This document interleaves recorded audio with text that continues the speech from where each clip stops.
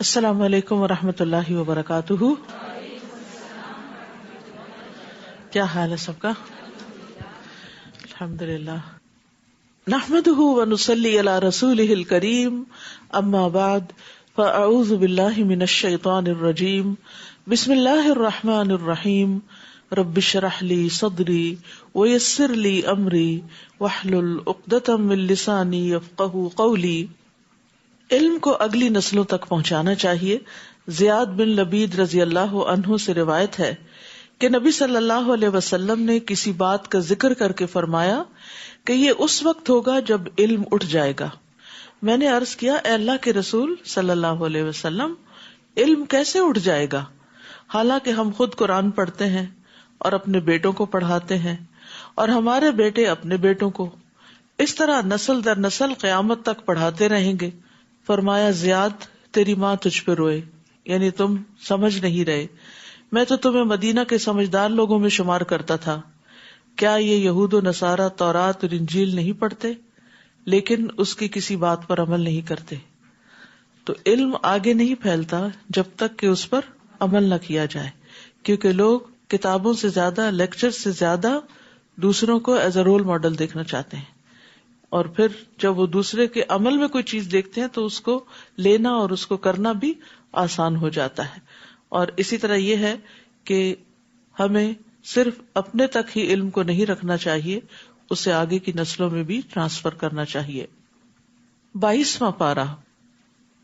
اعوذ باللہ من الشیطان الرجیم. بسم اللہ الرحمن الرحیم. ومن يقنت منكن لله ورسوله وتعمل صالحا نؤتها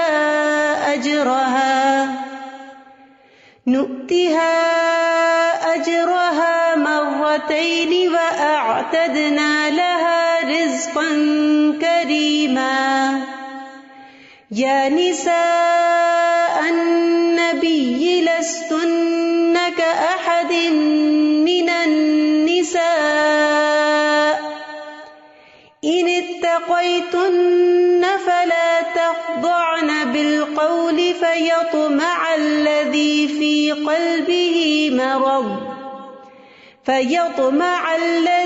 في قلبه مرض وقلن قولا معروفا. شروع کرتی ہوں اللہ کے نام سے جو بے انتہا مہربان نہایت رحم فرمانے والا ہے. اور جو تم میں سے اللہ اور اس کے رسول کی فرما بردار بن جائے اور نیک عمل کرے تو ہم اسے اجر بھی دگنا دیں گے، اور اس کے لیے ہم نے عزت کی روزی تیار کر رکھی ہے.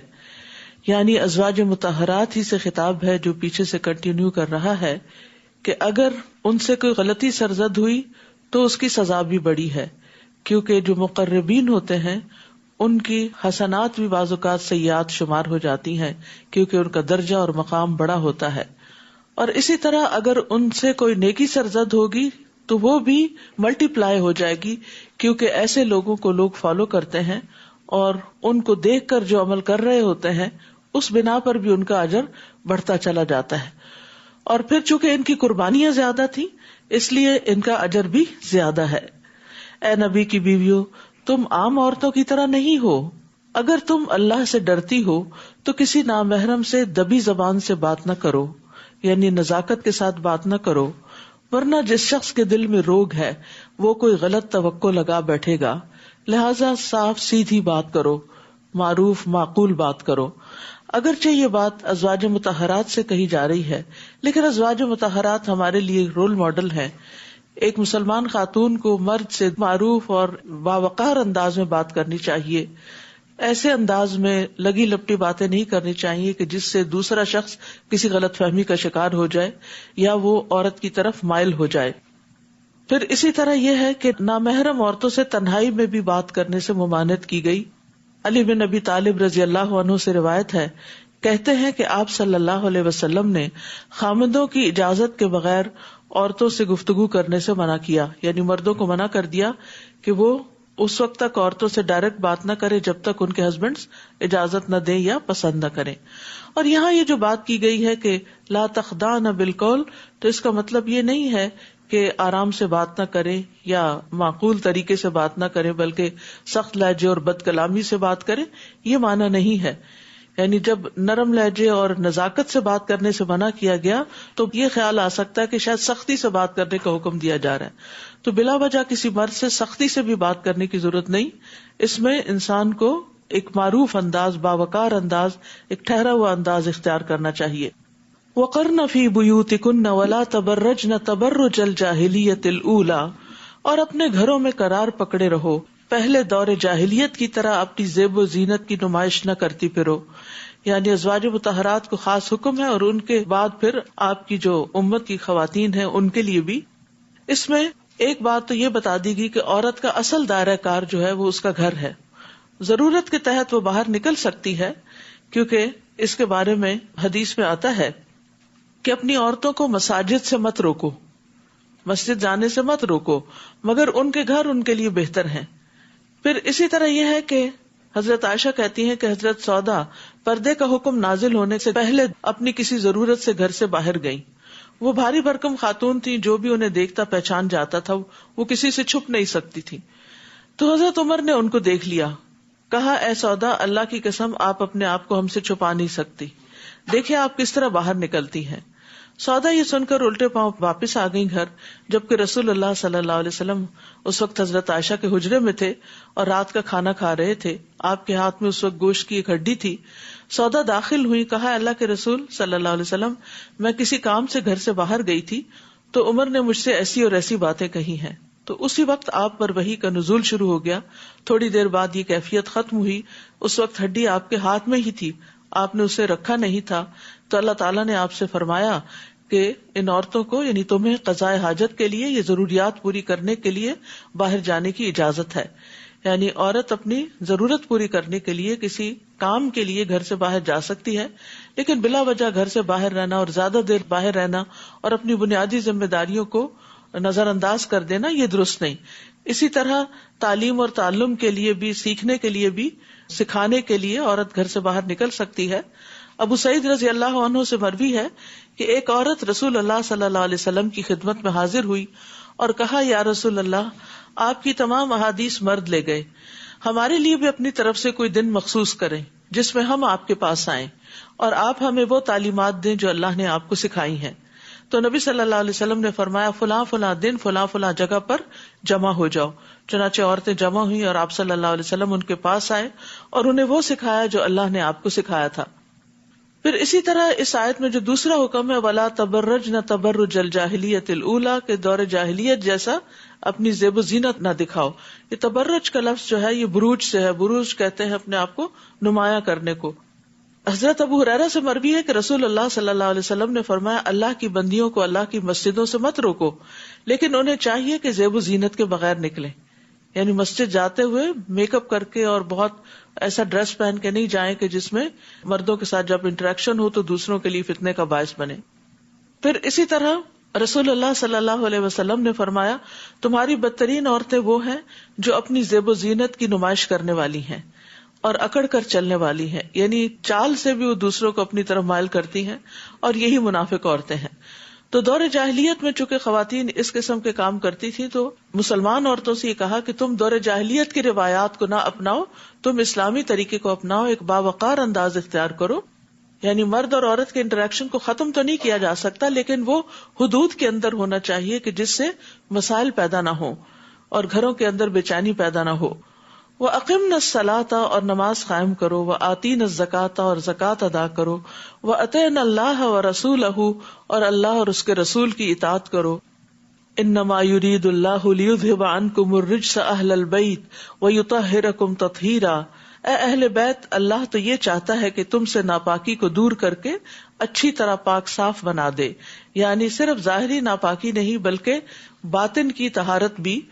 اور اہل بیت سے مراد آپ کی ازواج مطہرات بھی ہیں، اور آپ کی بیٹی فاطمہ رضی اللہ تعالی عنہا، آپ کے داماد اور حضرت حسن حسین، یعنی یہ چاروں بھی، اور پھر ازواج مطہرات قرآن کی روح سے اور یہ چاروں حدیث کی روح سے سب کے سب اہل بیت میں شمار ہوتے ہیں.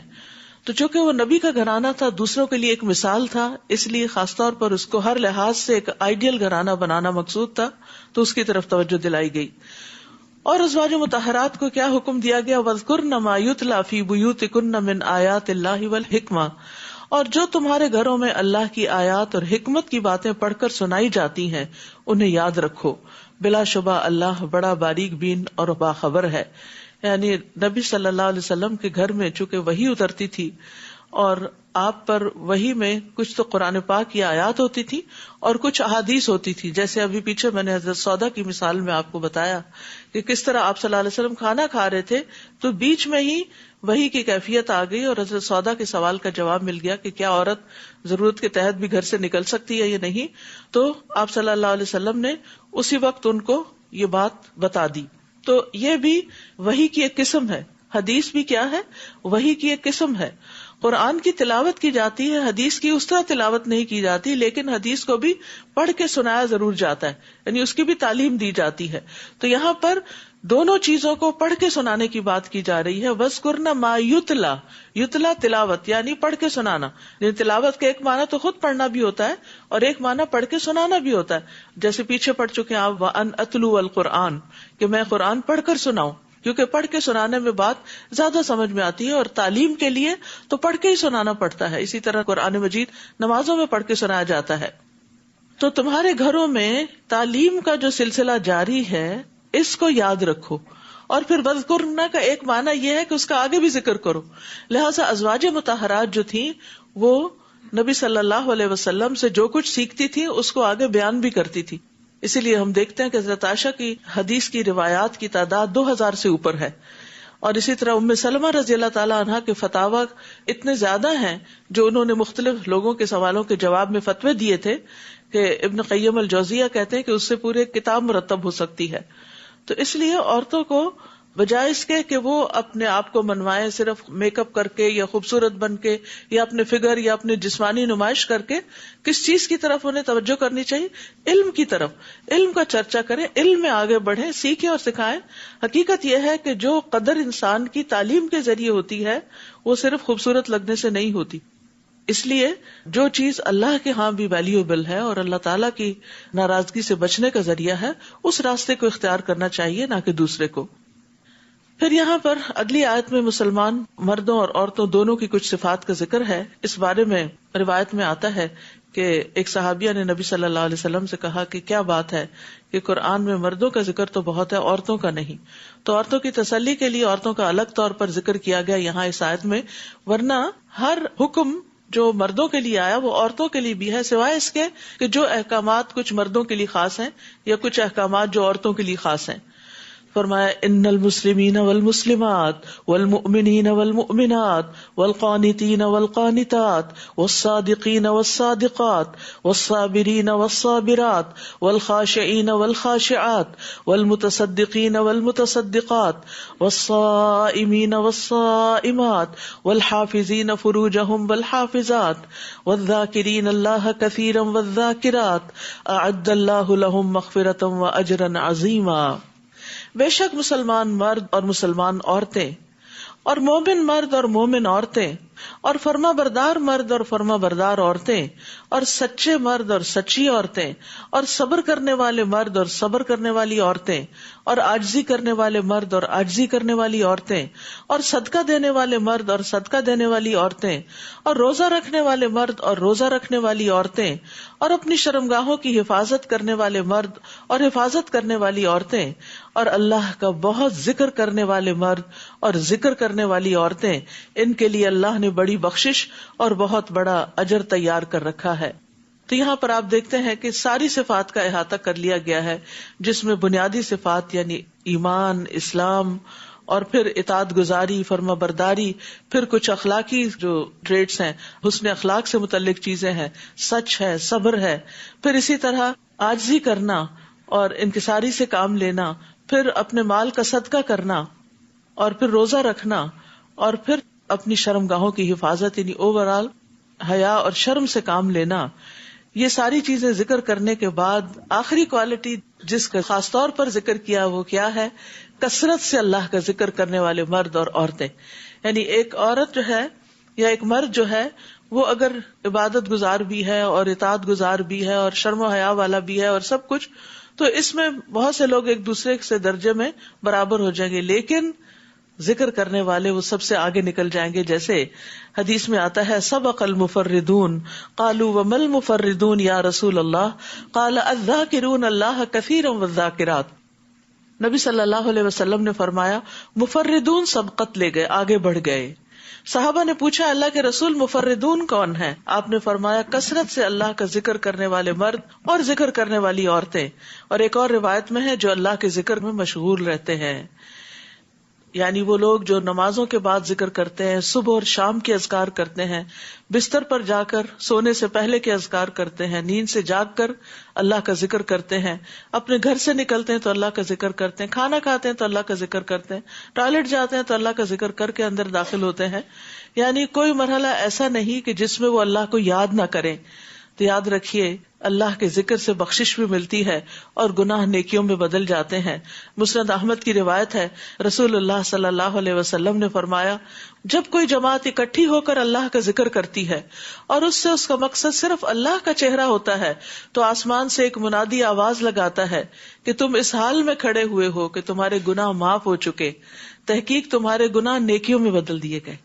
تو یہ جماعت اکٹھی ہو کر، جیسے ہم سب صرف ایک ہی مقصد کے لیے آئے کہ یہاں بیٹھ کر اللہ کی کتاب کا ذکر کریں اور اللہ ہی کی خاطر یہ ساری باتیں سیکھیں اور سکھائیں، تو اگر ہماری نیت واقعی خالص ہوگی تو انشاءاللہ اس مجلس میں نہ صرف یہ کہ علم حاصل ہوگا بلکہ اس کے ساتھ ساتھ گناہ بھی معاف ہوں گے، بلکہ گناہ جو ہیں وہ نیکیوں میں بدل جائیں گے. اللہ سبحانہ وتعالی ہم سے یہ وعدے پورے فرمائے. کسی مومن مرد اور مومن عورت کو یہ حق نہیں کہ جب اللہ اور اس کا رسول کسی کام کا فیصلہ کر دے تو ان کے لیے اپنے معاملے میں کچھ اختیار باقی رہ جائے، اور جو اللہ اور اس کے رسول کی نافرمانی کرے تو وہ یقیناً صریح گمراہی میں جا پڑا. تو یہاں پر مومن مرد اور عورت کی بات کی جا رہی ہے کہ ایمان کا تقاضا یہ ہے کہ اللہ اور اس کے رسول کے فیصلوں پر لبیک کہا جائے، ان پر گھٹن محسوس نہ کی جائے، کیونکہ اسلام کا دین کا تقاضا یہی ہے کہ انسان اپنے معاملات میں اور خاص طور پر جھگڑوں میں اللہ اور اس کے رسول کی بات کو اہمیت دے اور اس کے آگے پوری طرح سر تسلیم خم کر دے. ثم لا يجدوا في انفسهم حرجا مما قضيت ويسلموا تسلیما. تو ہر حال میں آپ کا حکم ماننا جو ہے وہ فرض ہے. عبداللہ بن رواحہ سے روایت ہے کہ وہ رسول اللہ صلی اللہ علیہ وسلم کے ساتھ ایک سفر میں تھے. آپ نے ان سے فرمایا اے ابن رواحہ نیچے اترو اور سواریوں کو دوڑاؤ. انہوں نے کہا اللہ کے رسول میں تو یہ کام چھوڑ چکا ہوں.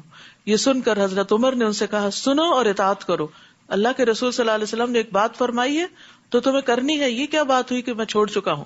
تو ابن رواحہ نے اپنے آپ کو نیچے گرا دی، یعنی سواری سے فوراً چھلانگ لگا دی اور کہا اے اللہ اگر تو نہ ہوتا تو ہم ہدایت نہ پاتے، نہ ہم صدقہ کرتے، نہ ہی ہم نماز پڑھتے. ہم پر سکینت نازل کر دے اور جب دشمنوں سے آمنا سامنا ہو تو ثابت قدمی عطا کر دے. یعنی فوراً ہی پھر اللہ کے رسول صلی اللہ علیہ وسلم کی اطاعت پر دوڑ پڑے. اصل میں یہ آیت ایک پس منظر میں ہے، وہ یہ کہ حضرت زید رضی اللہ عنہ جو تھے نبی صلی اللہ علیہ وسلم کے آزاد کردہ غلام تھے، آپ نے ان کو اپنا بیٹا بنایا تھا. بہت سی ان میں زبردست کوالٹیز ہیں اور آپ ان سے بے پناہ محبت کرتے تھے. جب ان کی شادی کا وقت آیا تو آپ نے اپنی پھپھی کی بیٹی حضرت زینب سے ان کی شادی کا پیغام بھیجا. تو حضرت زینب چونکہ عربوں میں سے تھیں اور ان کے یہاں حسب نسب کا بہت احساس ہوتا تھا، اگرچہ حضرت زید بھی اصلاً عرب ہی تھے لیکن چونکہ غلامی گزار چکے تھے تو اس لیے ان کے دل میں تھوڑی سی گھٹن تھی. لیکن نبی صلی اللہ علیہ وسلم نے جب حکم دیا تو اس حکم کو مان لیا، لیکن ایک تردد کے بعد. تو اس پر یہ آیت اتری کہ مومنوں کو اللہ اور اس کے رسول کا حکم مانتے ہوئے دل کے اندر کوئی تردد نہیں ہونا چاہیے. ہمیں بھی اپنے طرز عمل کا جائزہ لینا چاہیے کہ جب اللہ سبحانہ وتعالیٰ کی طرف سے کوئی آیت آتی ہے، کوئی حکم آتا ہے یا کوئی حدیث آتی ہے تو پھر ہم اس کی کوئی تعویلیں تو نہیں سوچنے لگتے کہ کسی طرح اس کے امپلیمنٹیشن سے ہم بچ جائیں، کیونکہ اگرچہ کچھ چیزیں مشکل لگتی ہیں لیکن ہمارا فائدہ اسی میں ہی ہوتا ہے. اب دوا پینا کس کو خوشگوار لگتا ہے یا کسی سرجری سے گزرنا، لیکن آپ دیکھتے ہیں کہ بعض اوقات لوگ جب نیز کی سرجری کرا لیتے ہیں تو وہ دوڑنے لگتے ہیں، یعنی پہلے سے بہت زیادہ ان کی لائف کوالٹی جو ہے وہ بڑھ جاتی ہے. تو اسی طرح بعض احکامات جو ہوتے ہیں وہ مشکل ضرور ہوتے ہیں، نفس پر بھاری ہوتے ہیں، لیکن ماننے کے بعد انسان کے لیے راحت اور آسانی بڑھ جاتی ہے. جیسے یہ حیا ہی کی بات ہے، پردے ہی کے احکامات ہیں، اگرچہ مشکل ہے لیکن اس میں انسان کے لیے بہت بڑی پروٹیکشن بھی ہے. اور جب آپ اس شخص کو جس پر اللہ نے بھی احسان کیا تھا اور آپ نے بھی، حضرت زید کی طرف اشارہ ہے، یہ کہہ رہے تھے کہ اپنی بیوی کو پاس ہی رکھو اور اللہ سے ڈرو، اب ہوا یہ کہ حضرت زینب نے شادی تو کر لی لیکن وہ ان کے ساتھ نبھا نہیں پا رہی تھی. دونوں کی عادات میں، مزاج میں بہت بڑا فرق تھا. دونوں ہی بڑے نیک تھے. حضرت زید بھی اللہ سبحانہ تعالیٰ نے ان پر احسان کیا اور نبی صلی اللہ علیہ وسلم کے تو بہت ہی پیارے تھے، اور اسی طرح حضرت زینب جو تھی وہ بھی ایک بڑی نیک اور بہت عبادت گزار خاتون تھی. بظاہر خرابی نہیں تھی لیکن دل نہیں ملے ہوئے تھے. تو یاد رکھیے کہ بعض اوقات کسی بھی کپل کے اندر جو اختلاف ہوتا ہے وہ ضروری طور پر یہ نہیں ہوتا کہ دونوں میں سے کوئی ایک بہت برا ہوتا ہے یا اس کے ساتھ ظلم ہی ہوتا ہے تو وہ نہیں بنتی. روحیں اللہ کے لشکر ہیں، جو وہاں ملی وہ دنیا میں بھی آ کر ایک دوسرے سے اٹریکٹ ہوتی ہیں، اور جو وہاں ایک دوسرے سے اجنبی رہی وہ دنیا میں آ کر بھی شاید شادی بھی ہو جائے وہ اجنبی رہتے، بڑھاپے تک وہ اجنبی ہی رہتے ہیں ایک دوسرے سے. یہ بہت نیچرل سی بات ہے، ہر ایک کا ایک الگ امتحان ہوتا ہے. تو یہ بھی کچھ لوگوں کے لیے امتحان بن جاتا ہے کہ شادی کے بعد ان کو وہ انٹیمیسی محسوس نہیں ہوتی جس کی وہ ایکسپیکٹ کر رہے ہوتے ہیں. تو ایسے میں انسان کو حد الوسع نبھانے کی کوشش کرنی چاہیے. لیکن بہرحال حضرت زید نے جب دیکھا کہ حالات درست نہیں ہے تو وہ طلاق دینے کا ارادہ کرتے تھے اور نبی صلی اللہ علیہ وسلم سے کہتے تھے کہ میں طلاق دینا چاہتا ہوں. تو آپ ان سے کہتے تھے کہ اپنی بیوی کو پاس ہی رکھو، انہیں طلاق نہ دو. جیسے ہر ایک جب بھی کوئی بچہ یہ کہے آ کے کہ میں اپنی بیوی کو نہیں رکھنا چاہتا تو ماں باپ کیا سمجھاتے ہیں کہ نہیں ایسا نہیں سوچو، یہ ہو ہی نہیں سکتا. تو یہی صورتحال یہاں بھی تھی. تو اس وقت آپ ایسی بات اپنے دل میں چھپا رہے تھے جسے اللہ ظاہر کرنا چاہتا تھا. اصل میں اللہ تعالیٰ وحی کے ذریعے آپ کو بتا چکے تھے کہ جب زید طلاق دیں گے تو ان کا نکاح آپ کے ساتھ ہوگا، اور وہ آپ کے منہ بولے بیٹے تھے، اور عربوں کے ہاں منہ بولے بیٹے کو بھی اصل بیٹے کی طرح کنسیڈر کیا جاتا تھا، اور اس کی بیوی سے نکاح کو بہت بڑا جرم تصور کیا جاتا تھا. تو آپ کو اس بات کا بھی ڈر تھا کہ اگر یہ طلاق ہو گئی تو پھر ایسا نہ ہو کہ مجھے شادی کرنی پڑے، اور اس سے تو بہت بڑا پروپیگنڈا شروع ہو جائے گا، ایک بہت ہی تکلیف دہ اور مشکل مرحلہ ہوگا. تو اللہ سبحانہ تعالیٰ نے اس کا بھی ذکر کر دیا کہ اس وقت آپ ایسی بات اپنے دل میں چھپا رہے تھے جسے اللہ ظاہر کرنا چاہتا تھا. یعنی اللہ تعالیٰ آپ کے ذریعے اس خرابی کو دور کرنا چاہتا تھا جو اس معاشرے کے اندر پائی جاتی تھی، جس میں لوگوں کے لیے بڑی مشکلات تھی کہ منہ بولے بیٹے کو بیٹا کہہ کے پھر اس پر بیٹے کے احکامات لاگو کرنا. آپ لوگوں سے ڈر رہے تھے، حالانکہ اللہ اس بات کا زیادہ حقدار ہے کہ آپ اس سے ڈریں. یہ لوگوں کا خوف بھی ایک نیچرل سا خوف ہوتا ہے، ہائے لوگ کیا کہیں گے، لیکن اللہ کے حکم کے آگے پھر وہ بہت بڑھ نہیں جانا چاہیے. یعنی اس کا ہونا تو ایک طبعی سی بات ہے لیکن اس کو اوور پاور نہیں کرنا چاہیے. پھر جب زید اس عورت سے اپنی حاجت پوری کر چکے تو ہم نے آپ سے اس عورت کا نکاح کر دیا. اللہ تعالیٰ نے خود نکاح کر دیا. یعنی جب آپ نے میسج بھیجا حضرت زینب کو تو انہوں نے کہا میں اس وقت تک کوئی فیصلہ نہیں کروں گی جب تک کہ استخارہ نہ کر لوں. اور جب استخارہ کرنے لگی تو نبی صلی اللہ علیہ وسلم کو اللہ تعالیٰ نے وحی کے ذریعے حکم دیا کہ آپ کا نکاح ان سے کر دیا گیا. اللہ تعالیٰ نے خود کر دیا، اور پھر آپ صلی اللہ علیہ وسلم بغیر اجازت کے اندر تشریف لے آئے. اور اللہ تعالیٰ نے ایسا کیوں کیا؟ تاکہ مومنوں پر ان کے منہ بولے بیٹوں کی بیویوں کے بارے میں کوئی تنگی نہ رہے جبکہ وہ ان سے اپنی حاجت پوری کر چکے ہوں اور اللہ کا حکم ہو کر رہنے والا ہے. یاد رکھیے کہ یہ نکاح جو ہے حضرت زید کی طلاق دینے کے بعد عدت پوری ہونے کے بعد ہوا تھا. جو بات اللہ نے نبی کے لیے مقرر کر دی ہے اس میں نبی پر کوئی تنگی نہیں، یعنی نبی صلی اللہ علیہ وسلم کو اس بات پر مطمئن ہو جانا چاہیے. یہی اللہ کی سنت ہے جو ان نبیوں میں بھی جاری رہی جو پہلے گزر چکے ہیں، اور اللہ کا حکم ایک طے شدہ فیصلہ ہوتا ہے. جو لوگ اللہ کے پیغامات پہنچایا کرتے تھے اور اسی سے ڈرتے تھے، اللہ کے سوا اور کسی سے نہیں ڈرتے تھے، اور حساب لینے کو اللہ ہی کافی ہے. ما كان محمد ابا احد من رجالكم ولكن رسول الله وخاتم النبيين وكان الله بكل شيء عليما. محمد صلی اللہ علیہ وسلم تمہارے مردوں میں کسی کے باپ نہیں ہے، یعنی آپ کا کوئی حقیقی بیٹا آپ کی وفات سے پہلے باقی نہیں رہا، اور خاص طور پر اس حکم کے آنے سے پہلے آپ کے 3 بیٹے تھے، قاسم، طاہر، طیب، لیکن وہ سب چھوٹے ہوتے ہی فوت ہو گئے تھے. پھر ابراہیم پیدا ہوئے تھے ماریہ قبطیہ سے، وہ بھی آپ کی زندگی میں فوت ہو چکے تھے، لہٰذا آپ کا کوئی بھی حقیقی بیٹا نہیں تھا. تو اسی کی طرف اشارہ کیا جا رہا ہے، بلکہ وہ اللہ کے رسول اور خاتم النبیین ہیں، اور اللہ تعالیٰ ہر چیز کو خوب جاننے والا ہے. یعنی آپ کے بعد کوئی اور نبی نہیں آئے گا. نبی صلی اللہ علیہ وسلم نے فرمایا بنی اسرائیل کی سیاست ان کے انبیاء کرتے تھے. جب کوئی نبی وفات پا جاتا تو اس کی جگہ دوسرا نبی آ جاتا, اور یقیناً میرے بعد کوئی نبی نہیں ہے, اور ان قریب میرے بعد خلفاء ہوں گے اور بہت ہوں گے. آپ نے اس بات سے بھی خبردار کیا کہ بے شک میری امت میں 30 کذاب ہوں گے, جن میں سے ہر ایک یہ دعویٰ کرے گا کہ وہ نبی ہے, اور میں خاتم النبیین ہوں, میرے بعد کوئی نبی نہیں. یعنی نہ کوئی نبی ہے نہ کوئی رسول ہے. آپ کے بعد کسی کو بھی نبی یا رسول ماننا جو ہے وہ بنیادی عقیدے میں خلل ڈال دیتا ہے. پھر فرمایا یا ایھا الذین آمنوا اذکروا اللہ ذکرا کثیرا, اے ایمان والو اللہ کو بہت زیادہ یاد کیا کرو, کثرت سے ذکر کیا کرو. وسبحوہ بکرۃ واصیلا, اور صبح و شام اس کی تسبیح بیان کیا کرو. یعنی اللہ کا شکر ادا کرنے کے لیے اللہ کا ذکر کریں. اور پھر یہ ذکر جو ہے یہ نماز بھی ہے. نماز تو ذکر کا سب سے بڑا طریقہ ہے, جس میں زبان بھی ذکر کرتی ہے, جس میں انسان کا دل بھی ذکر کرتا ہے, اللہ کی طرف متوجہ ہوتا ہے, جس میں انسان کے ہاتھ پاؤں بھی شریک ہو جاتے ہیں. اسی طرح قرآن کی تلاوت, تسبیحات, درود شریف, آیت کریمہ, یہ تمام چیزیں جو ہیں یہ اللہ کا ذکر شمار ہوتی ہیں. اسی طرح دین کی تعلیم دینا, قرآن پڑھنا, پڑھ کر سنانا, اس کا مذاکرہ کرنا, یہ بھی ذکر ہی کی قسمیں ہیں. لیکن کچھ ذکر جو ہیں ان کے خاص ہونے کا حدیث سے پتہ چلتا ہے. رسول اللہ صلی اللہ علیہ وسلم نے فرمایا سبحان اللہ والحمد للہ ولا الہ الا اللہ واللہ اکبر کہنا میرے نزدیک ہر اس چیز سے محبوب ہے جس پر سورج طلوع ہوتا ہے, جس پر سورج طلوع ہوتا ہے. یعنی اس دنیا کی ساری چیزوں سے قیمتی ہے یہ ذکر, سبحان اللہ والحمد للہ ولا الہ الا اللہ واللہ اکبر. لہٰذا ہم سب کو اس کا اہتمام کرنا چاہیے. جیسے آپ نماز کے لیے اٹھتے ہیں, پہلے بھی میں نے کہا تھا اوقات کچھ لگا لیں اپنی طرف سے, یعنی یہ نہیں کہ ایک وقت سب کے لیے کوئی پابندی کرے, کیونکہ اس طرح تو بدعت ہو جاتی. دین میں وہ چیزیں لاگو کر دینا جو نبی صلی اللہ علیہ وسلم نے ہمیں ان کی پابندی ان اوقات میں نہیں سکھائی, لیکن ہر کوئی اپنی پلاننگ کے طور پر, اپنی ڈسپلن کے طور پر, اپنے حالات کے مطابق اپنے آپ کو باندھنے کے لیے کچھ نہ کچھ اپنے لیے مقرر کر لے. تو اس صورت میں مثلاً جیسے آپ نماز کے بعد کھڑے ہو رہے ہوتے ہیں, اپنی چادر وغیرہ طے کر رہے ہوتے ہیں یا اپنا شوز پہن رہے ہوتے ہیں, تو اتنی دیر میں آپ کم از کم 3 دفعہ یہ تسبیح آرام سے پڑھ سکتے ہیں. تو اس طرح کی کچھ عادات ڈال لینا اپنی ذاتی, یہ کثرت سے ذکر میں پھر آ جاتا ہے. انسان ان مواقع کو مس نہیں کرتا, ورنہ تو سوچوں میں ادھر ادھر گم ہو جاتا ہے اور ذکر کرنا بھول جاتا ہے. اسی طرح یہاں خاص طور پر سبحوہ بکرۃ واصیلا, صبح اور شام تسبیح زیادہ مفید ہے. رسول اللہ صلی اللہ علیہ وسلم نے فرمایا جو آدمی صبح و شام 100 مرتبہ سبحان اللہ وبحمدہ پڑھتا ہے, قیامت کے دن کوئی بھی اس سے زیادہ افضل عمل نہیں لا سکتا سوائے اس کے جس نے اس کے برابر یا اس سے زیادہ پڑھا ہو.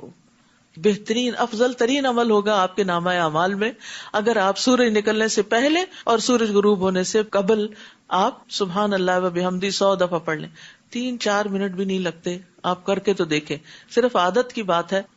اور اس وقت آپ اپنے آپ سے پوچھیں کہ آپ کیا کام کر رہے ہوتے ہیں, کیا آپ ایکسرسائز کر رہے ہیں, کیا آپ واک کر رہے ہیں, کیا آپ کوئی گھر کا کام کر رہے ہیں, کوکنگ کر رہے ہیں. تو اس وقت میں اس کام کے ساتھ اس تسبیح کو باندھ لیں. ایک دفعہ ٹائمنگ کر لیں کہ کتنی دیر میں 100 دفعہ ہوتا ہے. پھر اس کے بعد کام کرتے ہوئے چاہے تسبیح آپ کے ہاتھ میں نہیں ہے, گن نہیں سکتے, لیکن اتنے ٹائم کے لیے آپ تسبیح کریں گے تو آپ کے 100 پورے ہو جائیں گے, کیونکہ یہاں گنتی کو محدد کیا گیا, یعنی گنتی کا ذکر کیا گیا. تو جہاں جہاں شرع نے گنتی ذکر کر دی ہے وہاں اس گنتی کی پابندی کرنا بھی ضروری ہے. وہی ہے جو تم پر رحمت فرماتا ہے, هو الذی یصلی علیکم وملائکتہ, اور اس کے فرشتے بھی تمہارے لیے دعائے رحمت کرتے ہیں تاکہ وہ تمہیں اندھیروں سے نکال کر روشنی کی طرف لے جائے, اور اللہ مومنوں پر بہت مہربان ہے. سبحان اللہ. اسی لیے اللہ سبحانہ تعالیٰ نے مومنوں کو اچھے اچھے احکامات دیے ہیں تاکہ وہ اس دنیا کی زندگی میں بھی مشکلات سے بچ سکیں اور آئندہ بھی.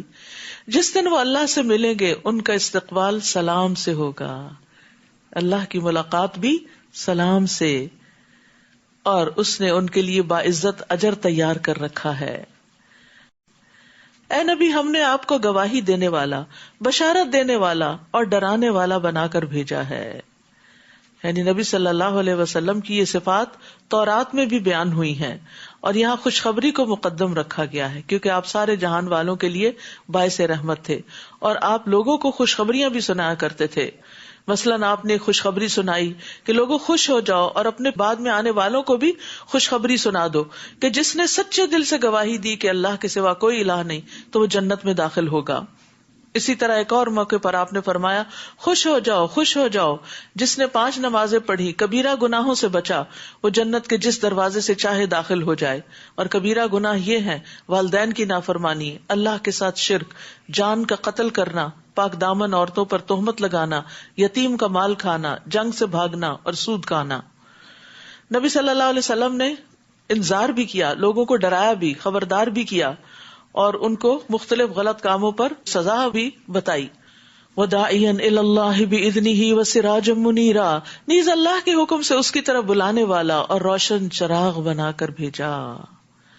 یعنی آپ صلی اللہ علیہ وسلم لوگوں کو اللہ کی طرف بلاتے تھے. آپ نے لوگوں کو اپنی ذات کی طرف نہیں بلایا، اللہ کی طرف بلایا.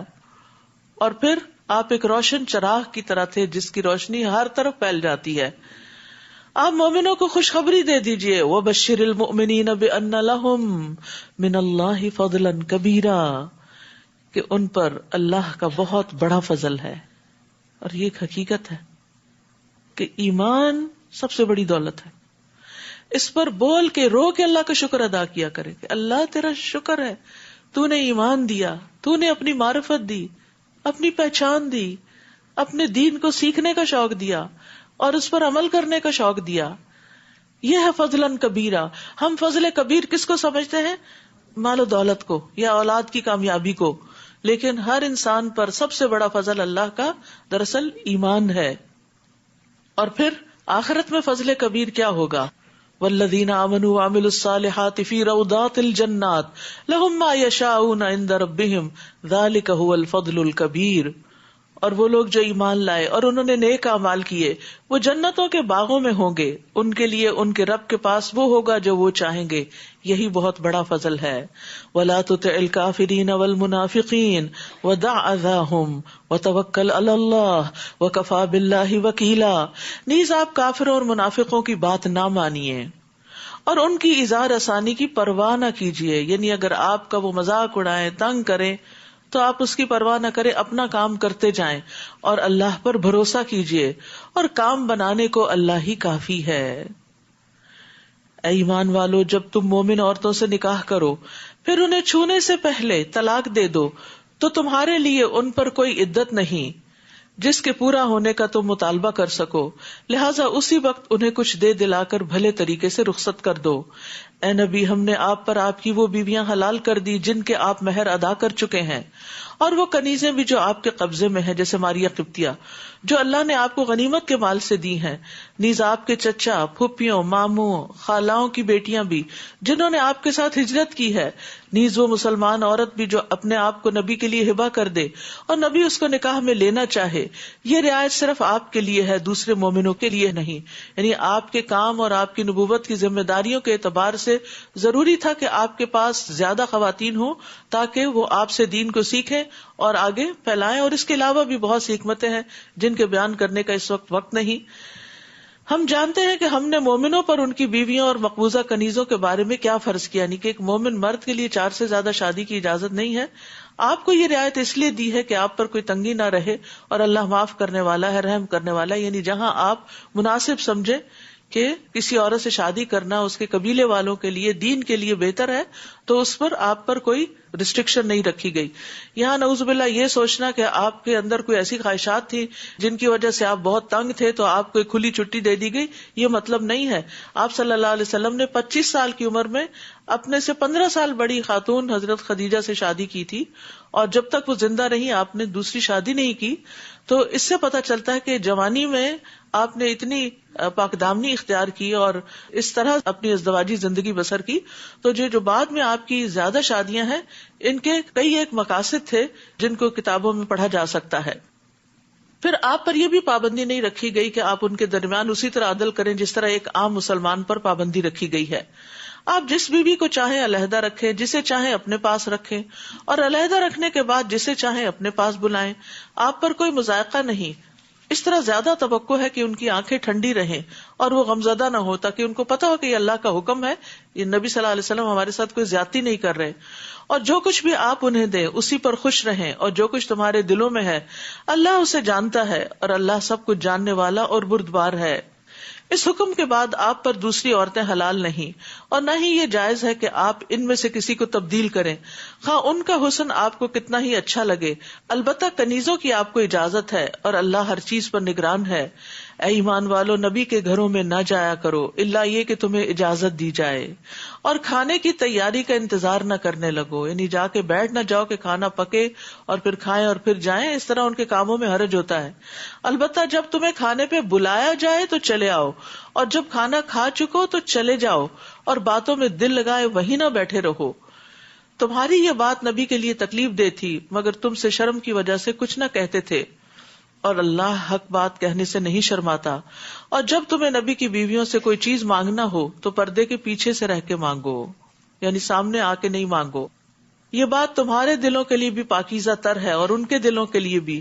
تمہارے لیے یہ جائز نہیں کہ تم اللہ کے رسول کو ایذا دو، اور نہ یہ جائز ہے کہ اس کی وفات کے بعد کبھی اس کی بیویوں سے نکاح کرو، بلا شبہ اللہ کے ہاں یہ بڑے گناہ کی بات ہے۔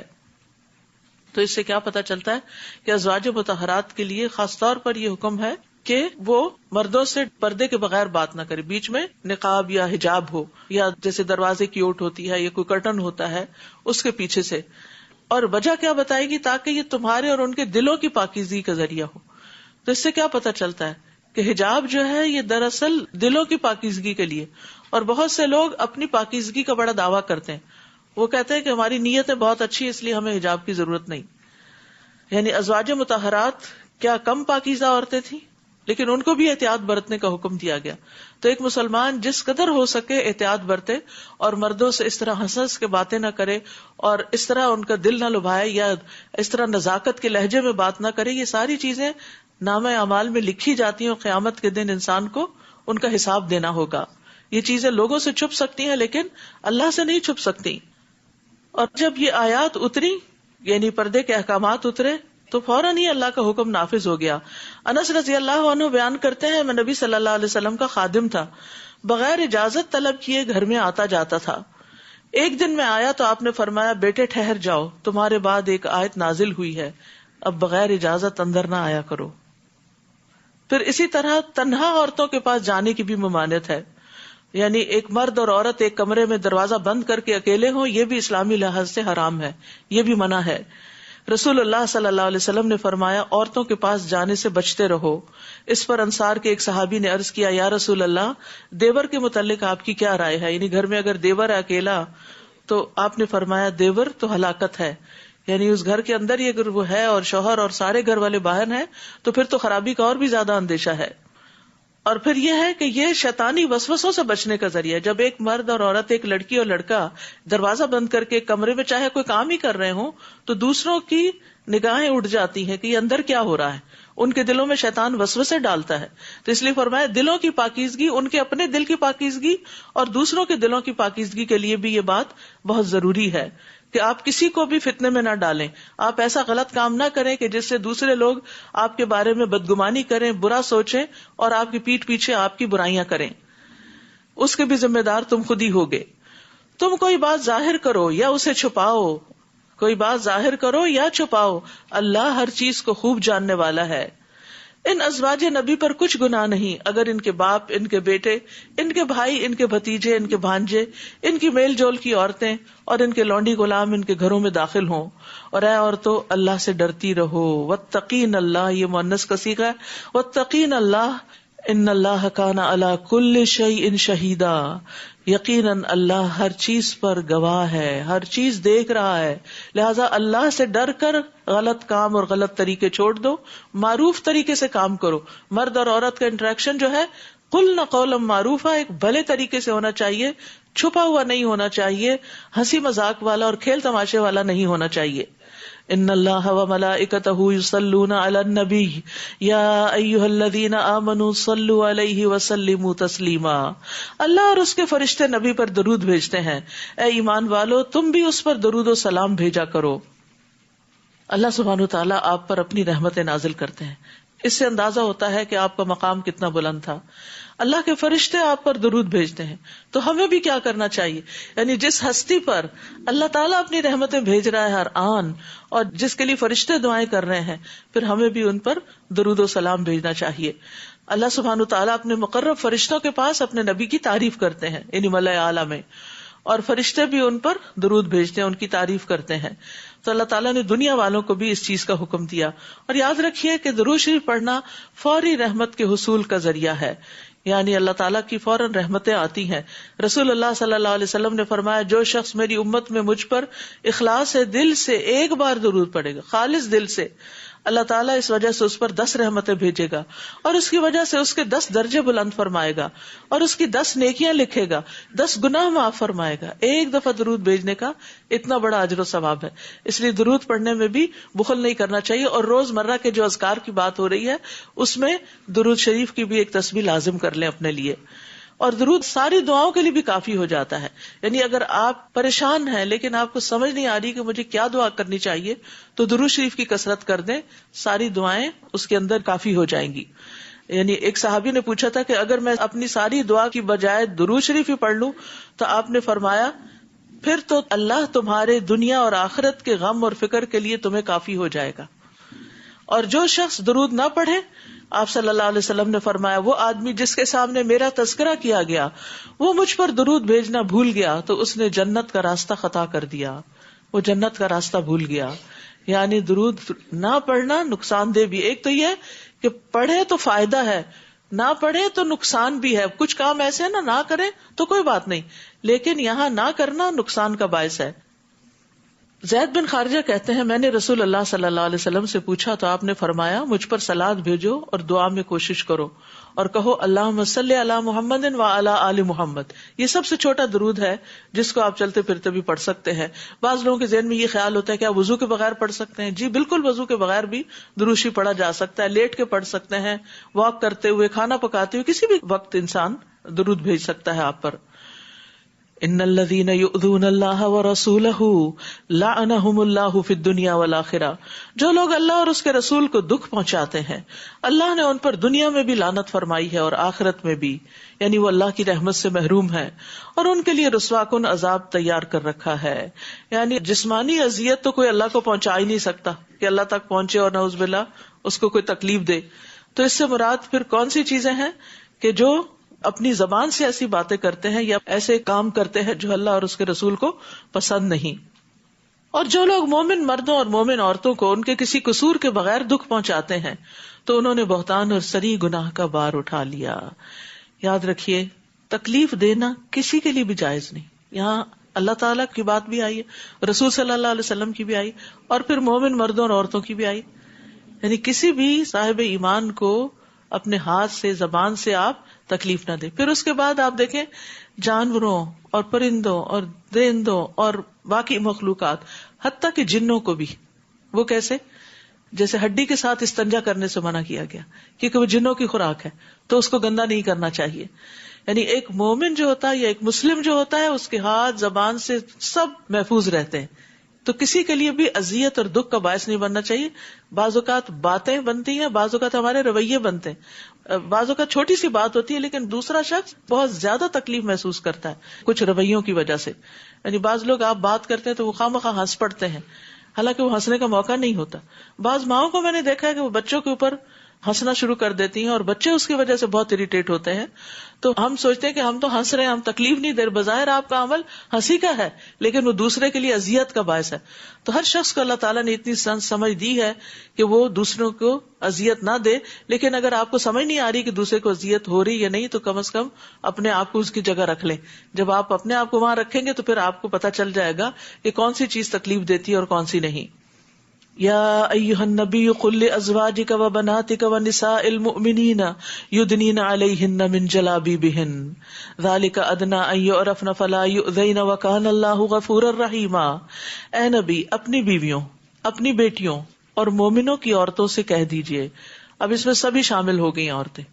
یہ حکم صرف ازواج مطہرات کے لیے نہیں ہے, یہ صرف آپ صلی اللہ علیہ وسلم کی بیٹیوں کے لیے نہیں ہے, یہ مومنوں کی عورتوں کے لیے بھی ہے, اور ہم سب مومن عورتیں ہیں, ہم سب کے لیے بھی ہے کہ وہ اپنی چادروں کے پلو اپنے اوپر لٹکا لیا کریں، یعنی جب گھر سے باہر نکلیں تو گھر والے ڈریس میں نہ نکلیں، بلکہ اوپر سے ایک اور ڈریس ڈالیں جو گھر کے ڈریس کی زینت کو چھپائے یا آپ کے فگرز کو چھپائے.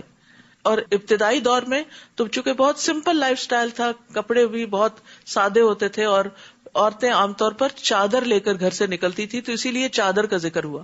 اور چادر آج تک معروف چیز ہے.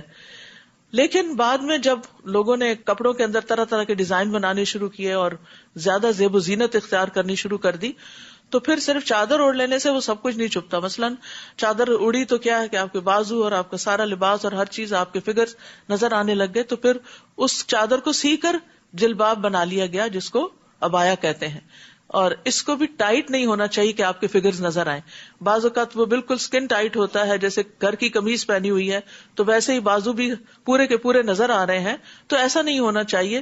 یا تو وہ ڈھیلا ہو، یا یہ کہ اوپر سے جو خمار اوڑا جائے وہ ایسا ہو کہ جس کی وجہ سے یہ بازو اور یہ سینہ اور یہ سارا حصہ چھپ جائے. تو امہات المومنین نے جب پردے کے احکامات سنے اور یہ آیت نازل ہوئی تو حضرت عائشہ کہتی ہیں کہ ہم رسول اللہ صلی اللہ علیہ وسلم کے ساتھ فجر کی نماز پڑھتی تھیں. ہم نے اپنی اوڑھنیاں لپیٹی ہوتی تھی. جب ہم نماز سے فارغ ہو کر واپس جاتی تو اندھیرے کی وجہ سے کوئی کسی کو پہچان نہیں سکتا تھا. پھر فرمایا اگر منافق لوگ اور وہ جن کے دلوں میں مرض ہے اور مدینہ میں جھوٹی خبریں اڑانے والے باز نہ آئے تو ہم آپ کو ان کے خلاف اٹھا کھڑا کریں گے، پھر وہ تھوڑی ہی مدت آپ کے پڑوس میں رہ سکیں گے. جب کوئی حکم نازل ہوتا تھا تو اہل ایمان تو خوشی سے اس کو قبول کرتے تھے، لیکن منافقین جو تھے وہ نہ تو صحیح طرح اس پر عمل کرتے بلکہ عمل کرنے والوں کا مذاق بھی اڑاتے اور مومن عورتوں کو بھی تنگ کرتے تھے. آپ کو معلوم ہے کہ غزوہ بنو قینقاع جو ہے اس کی وجہ ہی یہی بنی تھی کہ ان کے محلے میں ایک عورت کوئی شاپنگ کر رہی تھی تو اس کو تنگ کیا گیا تھا. تو یہاں ان کو وارننگ دی جا رہی ہے، یہ لوگ ملعون ہیں، جہاں بھی یہ پائے جائیں انہیں پکڑ کر بری طرح قتل کر دیا جائے گا. گزشتہ لوگوں میں اللہ کا یہی طریقہ جاری رہا ہے اور آپ اللہ کے اس طریقے میں کوئی تبدیلی نہ پائیں گے. یعنی اگر یہ باز نہیں آئیں گے تو پھر دنیا میں بھی ان کا انجام اچھا نہیں ہوگا جیسے پہلی امتوں میں ہوا. لوگ آپ سے قیامت کے بارے میں پوچھتے ہیں، آپ ان سے کہیے کہ اس کا علم تو اللہ ہی کے پاس ہے، اور آپ کو کیا خبر، شاید وہ قریب ہی آ پہنچی ہو. اللہ تعالیٰ نے یقیناً کافروں پر لعنت کی ہے اور ان کے لیے بھڑکتی ہوئی دوزخ تیار کر رکھی ہے جس میں وہ ہمیشہ رہیں گے اور کوئی حامی و مددگار نہ پائیں گے. جس دن ان کے چہرے آگ میں الٹ پلٹ کیے جائیں گے، جیسے کباب تلا جاتا ہے نا، کبھی ایک طرف کبھی دوسری طرف. وہ کہیں گے یا لیتنا اطعنا اللہ و اطعنا الرسول، اے کاش ہم نے اللہ اور رسول کی اطاعت کی ہوتی، کاش ہم نے اللہ کی بات بھی مانی ہوتی اور رسول اللہ صلی اللہ علیہ وسلم کی بات مانی ہوتی. نیز کہیں گے ہمارے رب، ہم نے تو اپنے سرداروں اور بڑوں کا کہا مانا تھا، اپنے لیڈرز کو فالو کیا تھا تو انہوں نے ہمیں راہ حق سے بہکا دیا. بعض اوقات انسان اپنے سے کسی بڑے سے پریشرائز ہو کر اللہ کے حکم کی نافرمانی کرتا ہے تو قیامت کے دن وہ اپنا یہ عذر پیش کریں گے کہ ہم تو چاہتے تھے کہ آپ کی اطاعت کریں لیکن انہوں نے نہیں کرنے دی. تو آپ کا کیا خیال ہے کہ ان کا یہ عذر قبول کر لیا جائے گا؟ نہیں، اللہ کے سامنے کسی کا حکم بھی کوئی اہمیت نہیں رکھتا. نبی صلی اللہ علیہ وسلم نے فرمایا دجال کے علاوہ میری امت کے لیے زیادہ خوفناک گمراہ کرنے والے امام ہیں. امام سے مراد مسجد کا امام نہیں، لیڈرز، یعنی مسلم کمیونٹی کے جو لیڈرز ہیں جو لوگوں کو مس لیڈ کرتے ہیں وہ بہت ہی خطرناک ہیں، کیونکہ لوگ ان کو فالو کرتے ہیں، وہ خود تو قرآن و سنت پڑھتے نہیں، وہ دیکھتے ہیں کہ جو کچھ یہ کہتے ہیں امام صاحب نے کیا کہا، ہمارے بڑے نے کیا کہا، ہم اسی کے اوپر چل پڑتے ہیں. تو ایک مسلمان عورت یا مرد کو یہ دیکھنا چاہیے کہ میرے رب نے کیا کہا، اور پھر یہ نہ دیکھے کہ یہ کیا کہتا ہے، یہ دیکھے کہ حکم اصل میں کیا ہے. پھر وہ کہیں گے ربنا آتہم ضعفین من العذاب والعنہم لعنا کبیرا، اے رب ان پہ دگنا عذاب کر. ہمارے لیڈرز کو دنیا میں جن سے بڑی محبت رکھتے تھے اور جن کو بلائنڈلی فالو کرتے تھے انہی کے لیے بد دعائیں کریں گے کہ یا اللہ ان کو دگنا عذاب دے کیونکہ انہوں نے ہمیں بھی گمراہ کیا، اور ان پر سخت لعنت کر. اے ایمان والو، ان لوگوں کی طرح نہ ہو جانا جنہوں نے موسیٰ کو اذیت پہنچائی تھی. پھر اللہ نے موسیٰ کو ان کی بنائی ہوئی باتوں سے بری کر دیا اور وہ اللہ کے ہاں بڑی عزت والے تھے. موسیٰ علیہ السلام کا مقام اور قدر اللہ کے ہاں بہت بڑی ہے. آپ دیکھیں قرآن مجید کے ہر جز میں موسیٰ علیہ السلام کا ذکر ہے. یا ایھا الذین آمنوا اتقوا اللہ وقولوا قولا سدیدا، اے ایمان والو اللہ سے ڈرتے رہو اور صاف سیدھی بات کیا کرو، ہیر پھیر نہ کرو، دھوکہ نہ دو، سچی بات ہو، عدل پر مبنی بات ہو، درست طریقے سے بات ہو. بہترین کمیونیکیشن کی طرف توجہ دلائی گئی ہے. اس سے فائدہ کیا ہوگا؟ اس طرح اللہ تمہارے اعمال کو درست کر دے گا اور تمہارے گناہ معاف کر دے گا. اور جس شخص نے اللہ اور اس کے رسول کی اطاعت کی اس نے بہت بڑی کامیابی حاصل کر لی. ابن عباس اس آیت کی تفسیر میں کہتے ہیں کہ اللہ تمہاری درست بات کی وجہ سے تمہاری نیکیاں قبول کر لے گا. مقاتل کہتے ہیں کہ تمہارے اعمال کو پاک کر دے گا، یعنی یہ شخص ساری کی ساری بھلائی حاصل کرنے میں کامیاب ہو گیا. تو بات شروع کہاں سے ہوئی؟ زبان سے. اس پارے کا آغاز بھی زبان کے صحیح استعمال سے ہوتا ہے، اور یہاں بھی زبان کی درستگی کی بات کی گئی، کیونکہ انسان کی اگر بات درست ہو جائے تو وہ دراصل علامت ہوتی اس بات کی کہ اس کا دل درست ہے، اور دل کی درستگی پر باقی سارے اعمال کا انحصار ہے. ہم نے اپنی امانت آسمانوں، زمین اور پہاڑوں پر پیش کی تو انہوں نے اسے اٹھانے سے انکار کر دیا اور اس سے ڈر گئے، مگر انسان نے اٹھا لیا. یقیناً وہ بڑا ظالم اور جاہل ہے. اور امانت سے مراد شرعی احکامات ہیں، اور بھی معنی کیے گئے ہیں، لیکن صحیح موقف یہی ہے کہ اس میں تمام تر شرعی احکامات اور تکالیف شامل ہیں، جس کا لازمی نتیجہ یہ تھا کہ اللہ منافق مردوں اور عورتوں اور مشرک مردوں اور عورتوں کو سزا دے اور مومن مردوں اور عورتوں پر مہربانی کرے، اور اللہ معاف کر دینے والا اور بخشنے والا ہے. سورۃ سبا. بسم اللہ الرحمن الرحیم. الحمد للہ الذی لہ ما فی السماوات وما فی الارض وَلَهُ الْحَمْدُ فِي الْآخِرَةِ وَهُوَ الْحَكِيمُ الْخَبِيرُ. ہر طرح کی تعریف اس اللہ کے لیے ہے جو آسمانوں اور زمین میں ہر چیز کا مالک ہے، اور آخرت میں بھی تعریف اسی کے لیے ہے، اور وہ حکمت والا اور باخبر ہے. 5 سورتوں کے آغاز میں الحمدللہ آتا ہے، جن میں سے ایک سورت سبا بھی ہے، اور اس میں اللہ سبحانہ وتعالیٰ کی حمد اور شکر کی بات ہوگی.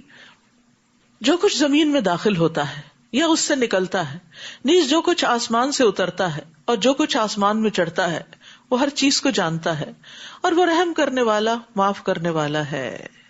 تو یاد رکھیے، آسمان سے بہت کچھ اتر رہا ہوتا ہے، فیصلے اتر رہے ہوتے ہیں، خیر و شر اتر رہا ہوتا ہے. اسی طرح زمین سے بھی کئی چیزیں باہر نکل رہی ہوتی ہیں اور اوپر کو جا رہی ہوتی ہیں، ہمارے اعمال اوپر چڑھ رہے ہوتے ہیں. اسی لیے رسول اللہ صلی اللہ علیہ وسلم نے ایک بہت خوبصورت حفاظت کی دعا سکھا دی. آپ نے فرمایا، کیا میں تمہیں وہ کلمات نہ سکھاؤں جو مجھے روح الامین نے سکھائے ہیں؟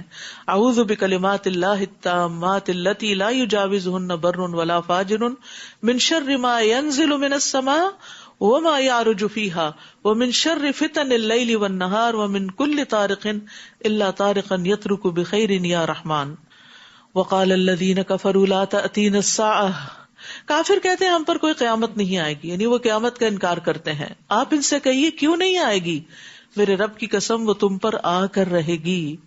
اس رب کی قسم جو غیب کا جاننے والا ہے، اس سے یعنی اللہ سبحانہ تعالیٰ سے آسمانوں اور زمین میں کوئی ذرہ بھر چیز بھی چھپی نہیں رہ سکتی، اور ذرے سے چھوٹی یا کوئی بڑی چیز ایسی نہیں جو واضح کتاب یعنی لوح محفوظ میں درج نہ ہو، لکھی ہوئی نہ ہو.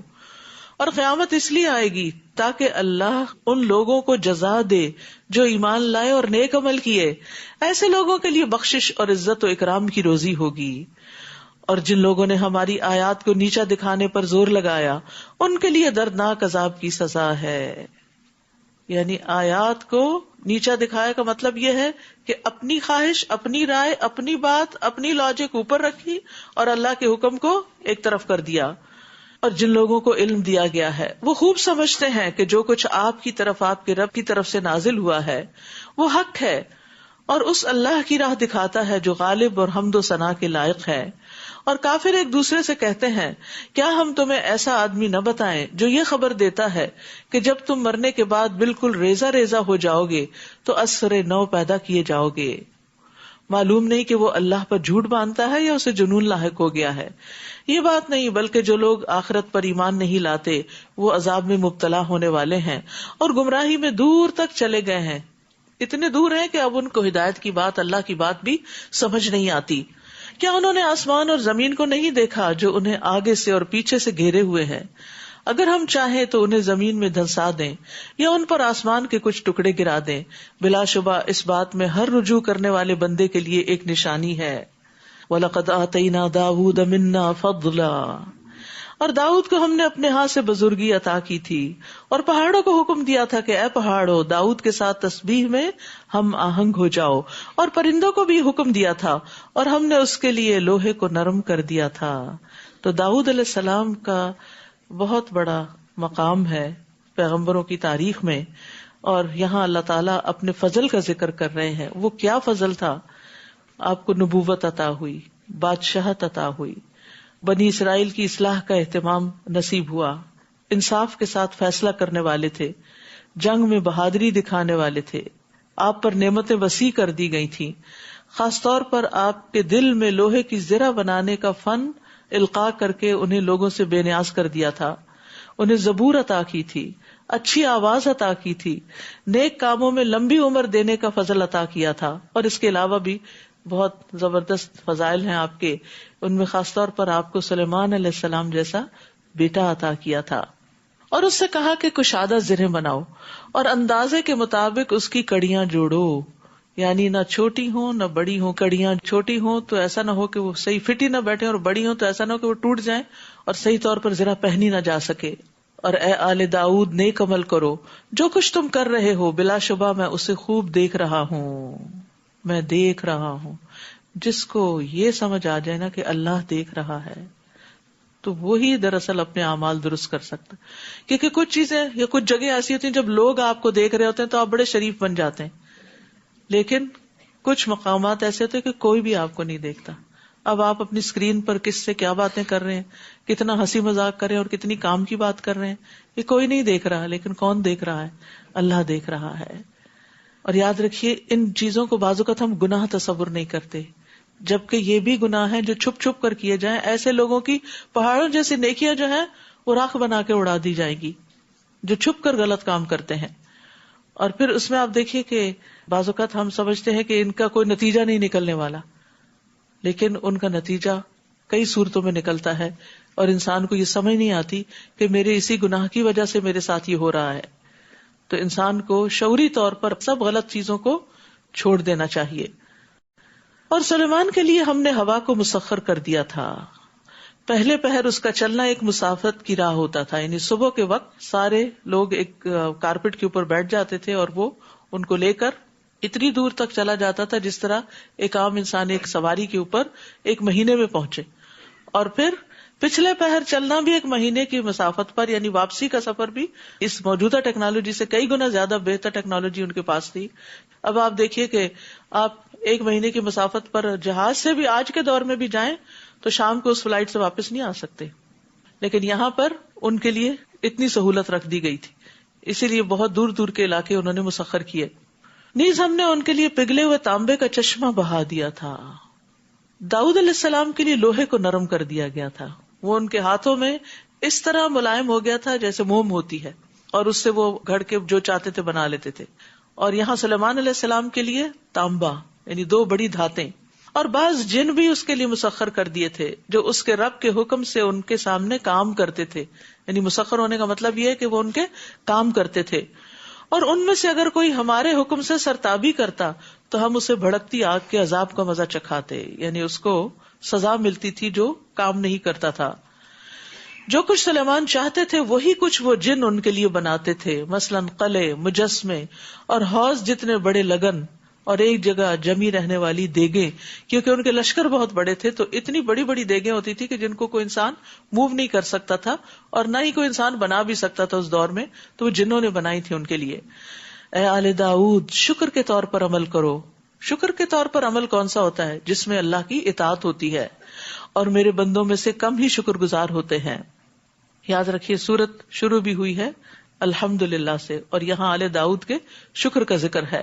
حمد کے 2 حصے ہوتے ہیں، ایک تعریف ہوتی ہے اور ایک شکر ہوتا ہے، یعنی تم اللہ کی نعمتوں پر شکر ادا کرو، شکر دل سے بھی، شکر زبان سے بھی، اور شکر اعضاء کے ساتھ بھی۔ پھر جب ہم نے سلیمان پر موت کا فیصلہ کر دیا تو جنوں کو گھن کے کیڑے کے سوا کسی چیز نے سلیمان کی موت کا پتہ نہ دیا۔ سبحان اللہ، اتنے بڑے بڑے جن تھے لیکن علم غیب نہیں جانتے تھے کہ سلیمان علیہ السلام فوت ہو چکے ہیں۔ وہ جس طرح ان کو واچ کرتے تھے اور کھڑے ہو کر ان کی سپرویژن کرتے تھے، وہ اسی طرح کھڑے تھے اور جن ان کے آگے لگے ہوئے تھے، کھپے ہوئے تھے، اور وہ کھڑے رہے، جنوں کو نہیں پتا چلا کہ ان کی روح جا چکی ہے، یہ فوت ہو چکے ہیں. جو وہ لاٹھی تھی ان کی جس سے وہ ٹیک لگا کے کھڑے تھے، زمین کے کیڑے یعنی گھن نے اس کو کھانا شروع کیا، اور وہ کھوکھلی ہو کر ٹوٹ کر جب گری تو جنوں کو پتا چلا کہ سلیمان علیہ السلام فوت ہو گئے ہیں. جب وہ گر پڑے تو جنوں پر واضح ہو گیا کہ اگر وہ غیب جانتے ہوتے تو ایسے ذلت کے عذاب میں نہ پڑتے. بڑا زبردست سبق ہے اس میں. بعض لوگ جنوں سے غیب کی خبریں پوچھتے ہیں، تو اس عمل سے بھی پرہیز کرنا چاہیے. جن غیب نہیں جانتے، الا یہ کہ وہ جا کے کوئی چیز دیکھ کے مشاہدے میں ہو تو وہ اس جگہ پہنچ جائیں تو اور بات ہے، لیکن مستقبل کی خبریں ان سے پوچھنا یہ درست نہیں، کیونکہ اگر وہ بتاتے بھی ہیں تو بہت جھوٹ بولتے ہیں. جیسے وہ حدیث سے پتہ چلتا ہے نا کہ اوپر جاتے ہیں اور پھر وہاں سے کوئی سنگن لے آتے ہیں اور پھر کاہن کو بتاتے ہیں اور وہ 100 جھوٹ ملا کے لوگوں میں عام کر دیتا ہے اس بات کو.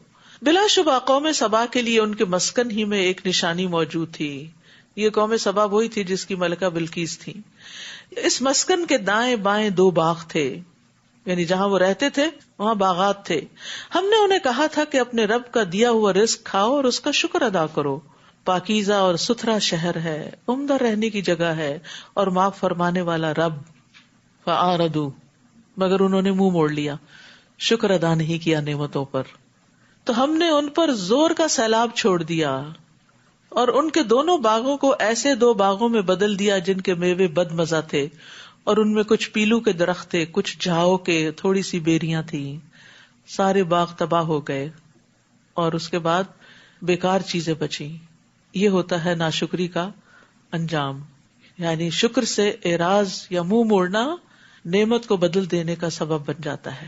تو اس لیے جتنی بھی نعمتیں ہیں ان پر اللہ تعالیٰ کا شکر ادا کرنا چاہیے، چاہے وہ ظاہری نعمتیں ہیں یا باطنی نعمتیں ہیں، چاہے آپ کو نظر آتی ہیں، سمجھ آتی ہیں یا نہیں آتی.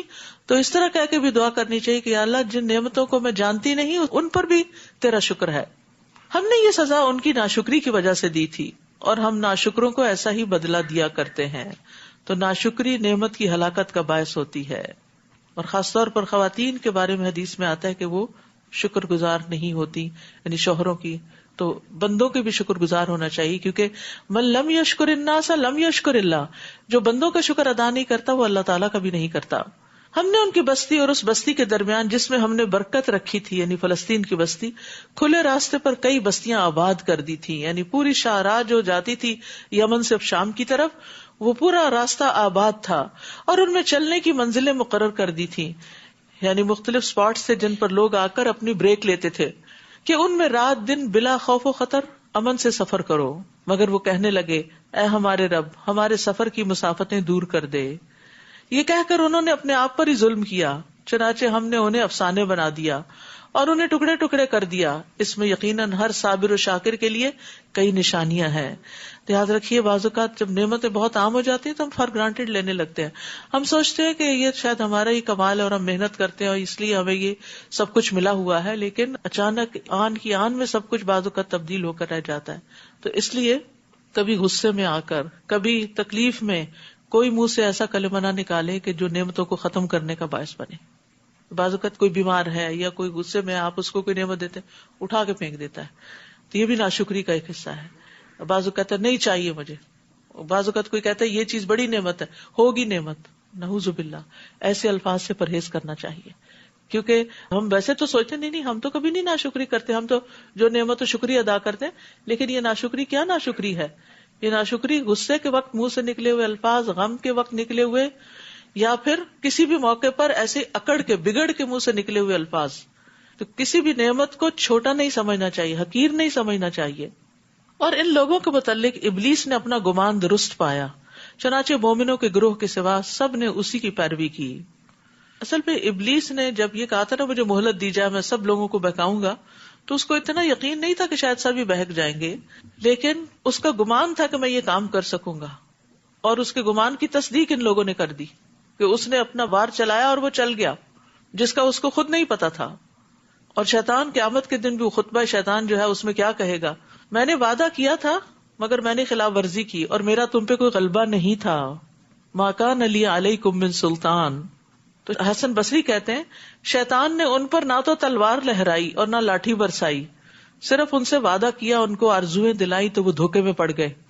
اور اس نے جو امیجن کیا تھا یا جو سوچا تھا کہ میں اس طریقے سے ان کو بہکا لوں گا تو وہ اس کا وار چل گیا. حالانکہ ابلیس کا ان پر کچھ زور نہیں تھا. یاد رکھیے ہم جو ہر چیز کا بلیم شیطان کو دے کے خود بری ذمہ ہو جاتے ہیں تو اس کے بارے میں بھی سوچنا چاہیے کہ ہم اس کو کتنا جسٹیفائی کر سکتے ہیں. شیطان بہکاتا ہے لیکن وہ ہمیں پکڑ کے کسی غلط راستے پر نہیں لے جا سکتا. وہ انسان کی اپنی ہی مرضی ہوتی ہے اور ہم بعض اوقات ہنستے ہوئے کہہ دیتے وہ شیطان غالب آ گیا تھا اس لیے میں نے کیا.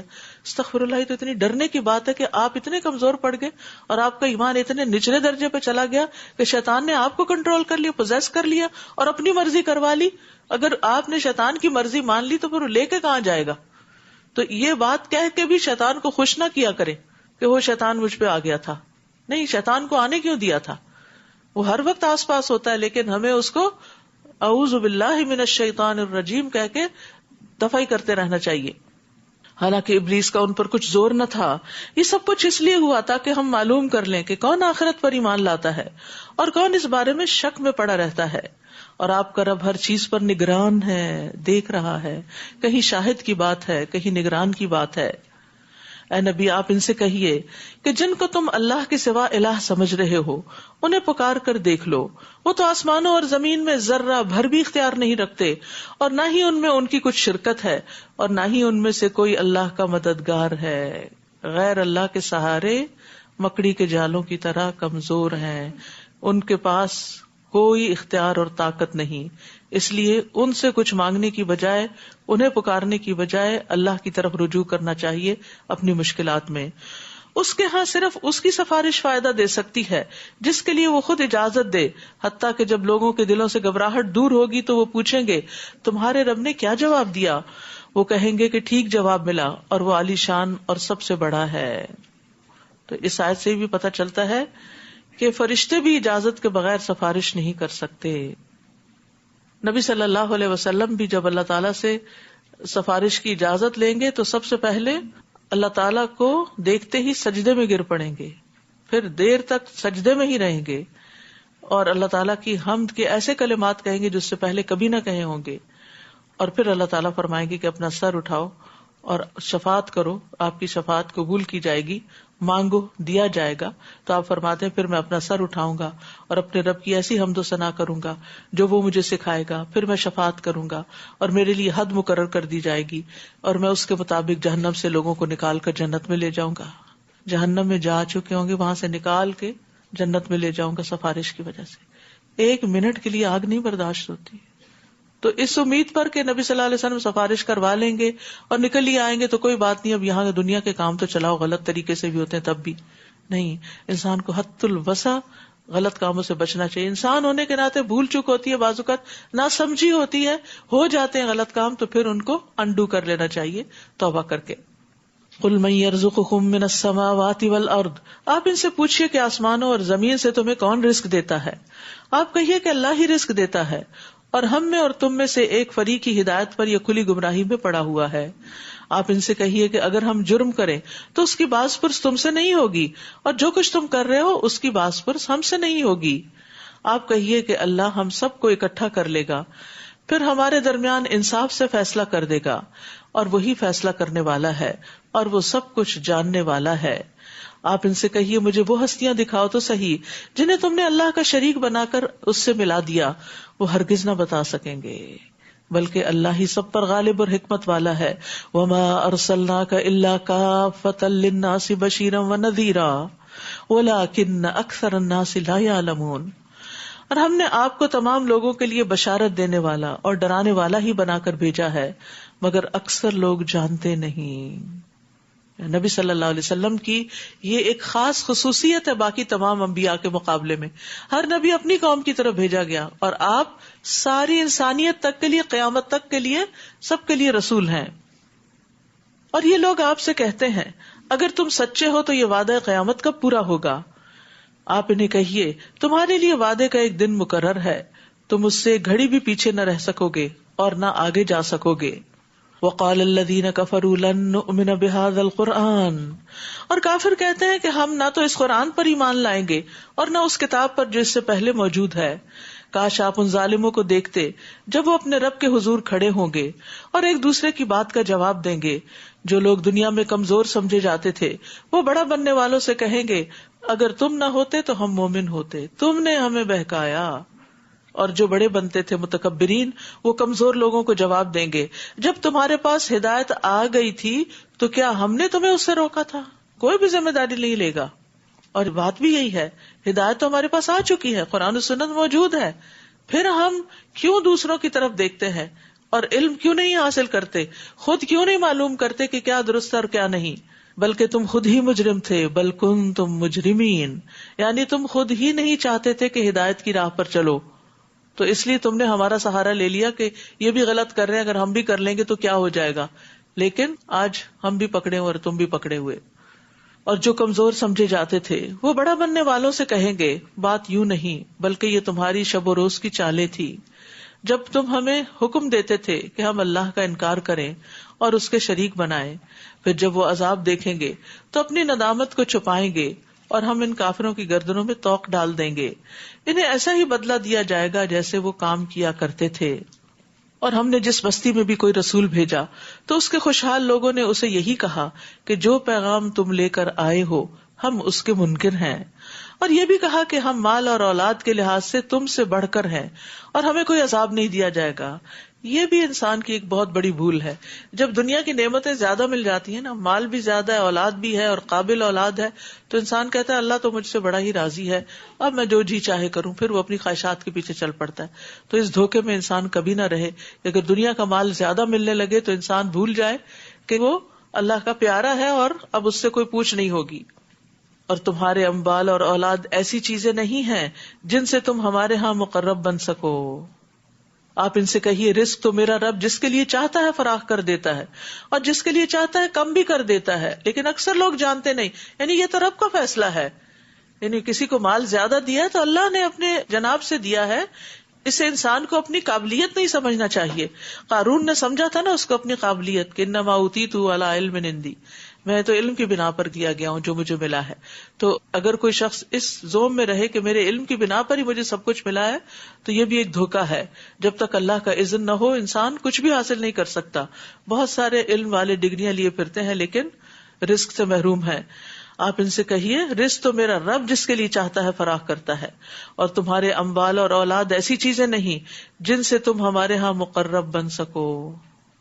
یعنی تمہارے اولاد اور مال اگر زیادہ ہے, یہ بہت وافر اور قابل ہے, تو یہ کوئی کرائیٹیرین نہیں کہ تم اس کی وجہ سے اللہ کے بہت قریب ہو. ہاں, جو شخص ایمان لائے اور نیک عمل کرے وہ مقرب بن سکتا ہے. جو ایمان لا کے نیک عمل کرتا ہے پھر وہ اپنی اولاد کو بھی نیکی کے راستے پہ لگاتا ہے, وہ اس کے لیے صدقہ جاریہ بنتی ہے, اور اپنے مال کو بھی دین کے راستے میں خرچ کرتا ہے, اللہ کی رضا کے کاموں میں خرچ کرتا ہے, اللہ کی نافرمانی میں خرچ نہیں کرتا, اسراف نہیں کرتا, فضول خرچی نہیں کرتا, تو وہ مال بھی اس کو اللہ کا قرب عطا کرتا ہے. یہی لوگ ہیں جنہیں ان کے اعمال کا دگنا صلہ ملے گا. دگنا کیوں ملے گا؟ کیونکہ ایک تو اپنے عمل کا اور ایک اپنے مال اولاد کو نیک کاموں میں لگانے کا, اور وہ بالا خانوں میں امن سے رہیں گے. اور جو لوگ ہماری آیات کو نیچا دکھانے میں زور صرف کر رہے ہیں, یعنی ان کے اوپر تنقید کرتے رہتے ہیں اور ان کے معنی بدلتے رہتے ہیں, انہیں عذاب میں حاضر کیا جائے گا. ان سے پوچھا جائے گا کہ تمہیں کس نے اجازت دی تھی کہ تم ان کو اپنے منمانے مطلب پہناؤ یا ان کو لوگوں کی نگاہ میں کم قدر کر دو. قل ان ربی یبسط الرزق لمن یشاء من عبادہ ویقدر, آپ ان سے کہیے میرا رب اپنے بندوں میں سے جس کے لیے چاہے رزق فراخ کر دیتا ہے. تو رزق کس سے مانگنا چاہیے؟ پھر اللہ سے مانگنا چاہیے. اور جس کے لیے چاہتا ہے کم کر دیتا ہے, یعنی زیادہ ہونے کے بعد پھر تھوڑا کر دیتا ہے. اور جو کچھ تم خرچ کرتے ہو تو وہی اس کی جگہ تمہیں اور دیتا ہے, اور وہی سب سے بہتر رازق ہے. اور یہ ایک بڑی حقیقت ہے کہ انسان جب سے پیدا ہوا خرچ ہی کر رہا ہے نا اپنے اوپر. تو جتنا آج تک خرچ کیا اگر اس سب کو جمع کر لیا جائے, کسی طریقے سے اس کا حساب لگایا جائے, کیا وہ پیدائش کے وقت آپ کے اکاؤنٹ میں جمع تھا؟ نہیں. جو آپ آگے بڑھتے رہے اللہ تعالیٰ آپ کے لیے رزق کے اسباب پیدا کرتا رہا اور آپ اپنے اوپر اور دوسروں پر خرچ کرتے رہے. تو آئندہ مستقبل میں بھی انسان کو محنت کوشش کر کر رب سے رزق مانگتے رہنا چاہیے, لیکن پریشان نہیں ہونا چاہیے کیونکہ یہ اللہ ہی کا فیصلہ ہوتا ہے. وما انفقتم من شیء فهو يخلفه وهو خیر الرازقین, اور جو کچھ تم خرچ کرتے ہو تو وہی اس کی جگہ تمہیں اور دے دیتا ہے، اور وہ سب سے بہتر رازق ہے. یعنی خرچ کرنے پر مختلف طریقوں سے بدلہ مل جاتا ہے. یعنی جب آپ نکالتے ہیں تو کس طرح آپ کے اوپر لوٹتا ہے؟ کبھی اتنا ہی واپس آ جاتا ہے جو آپ نے کسی کو دیا ہوتا ہے، کبھی اس سے بھی زیادہ آتا ہے، ہو سکتا ہے اخلاص زیادہ ہو. کبھی اس کے عوض مال تو دنیا میں نہیں واپس آتا، لیکن ثواب آپ کو مل جاتا ہے، اور آخرت کے لیے وہ مال ذخیرہ ہو جاتا ہے. یعنی قبولیت کے وعدے میں خرچ کرنے کا حال دعا کی طرح ہے. کبھی دعا فوراً دنیا میں ہی سن لی جاتی، کبھی ذخیرہ کر لی جاتی. کبھی انسان مال خرچ کرتا ہے تو اللہ تعالیٰ اس کے عوض اس کو صحت عطا کر دیتا ہے. کہتے کہ ایک خاتون بہت بیمار تھی، انہوں نے کنواں کھدوایا تو وہ بیماری سے نکل آئی.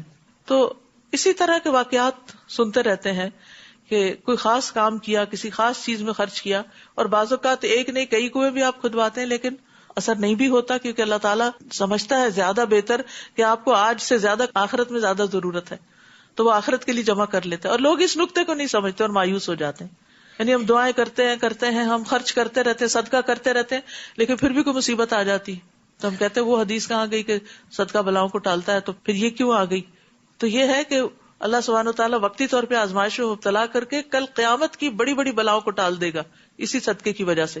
لیکن ہم چونکہ صرف دنیا دیکھ رہے ہوتے ہیں، آخرت کو نہیں دیکھتے، اس لیے ہم اس کو سمجھتے ہی کچھ نہیں.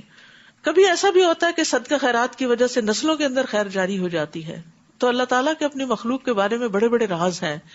ہمیں اس کے وعدوں پر یقین کرتے ہوئے اس کے راستے میں کچھ نہ کچھ دیتے ہی رہنا چاہیے. اور نیکی کے جتنے بھی کام ہیں نا، سب میں کچھ کچھ حصہ ڈالنا چاہیے. ہمیں نہیں معلوم کون سا پروجیکٹ، کون سا بیج کتنا فلرش کر کے کتنا زیادہ بارآور ہو جائے. اور یاد رکھیے کہ یہ خرچ صرف صدقہ ہی نہیں بڑھاتا، بلکہ پیچھے ہم نے پڑھا کہ زکوٰۃ بھی جو اللہ کے چہرے کی خاطر دیتے ہیں تو وہ بھی اپنے اجر کو بڑھانے والے ہیں. وما آتیتم من زکاۃ تریدون وجہ اللہ فاولئک هم المضعفون. رسول اللہ صلی اللہ علیہ وسلم نے فرمایا کہ بے شک اللہ تعالیٰ نے مجھ سے فرمایا خرچ کرو، تم پر خرچ کیا جائے گا. صدقہ دینے سے مال کم نہیں ہوتا. قیامت کے دن ہر انسان اپنے صدقے کے سائے میں ہوگا. جبکہ سورج بہت قریب ہوگا تو انسان کے اوپر جو امبریلا ہوگا وہ اس کے اپنے ہی صدقے کا ہوگا. لیکن فضول خرچی کرنے پر انسان کو اللہ کی طرف سے کچھ بھی بدلہ نہیں ملے گا.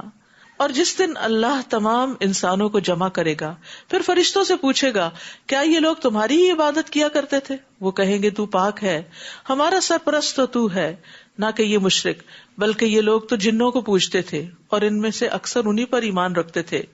اس وقت ہم کہیں گے آج تم میں سے کوئی بھی دوسرے کے نفع و نقصان کا کچھ اختیار نہیں رکھتا. اور ظالموں سے ہم کہیں گے کہ اس آگ کا مزہ چکھو جسے تم جھٹلایا کرتے تھے. اور جب ان پر ہماری واضح آیات پڑھی جاتی ہیں تو کہتے ہیں یہ آدمی تو ایسا ہے جو یہ چاہتا ہے کہ تمہیں تمہارے ان معبودوں سے روک دے جنہیں تمہارے آباء و اجداد پوجا کرتے تھے. نیز وہ کہتے ہیں کہ یہ قرآن تو جھوٹی گھڑا ہوا ہے، نعوذ باللہ. اور ان کافروں کے پاس جب حق آ گیا تو کہنے لگے کہ یہ تو صریح جادو ہے. حالانکہ ہم نے ان کفار مکہ کو نہ تو کوئی کتاب دی تھی جسے وہ پڑھتے ہوں، اور نہ ہی آپ سے پہلے کوئی ڈرانے والا ان کے پاس بھیجا تھا. جو لوگ ان سے پہلے گزر چکے ہیں انہوں نے بھی حق کو جھٹلایا تھا، اور جو کچھ ہم نے انہیں دے رکھا تھا یہ لوگ تو اس کے 10ویں حصے کو بھی نہیں پہنچے.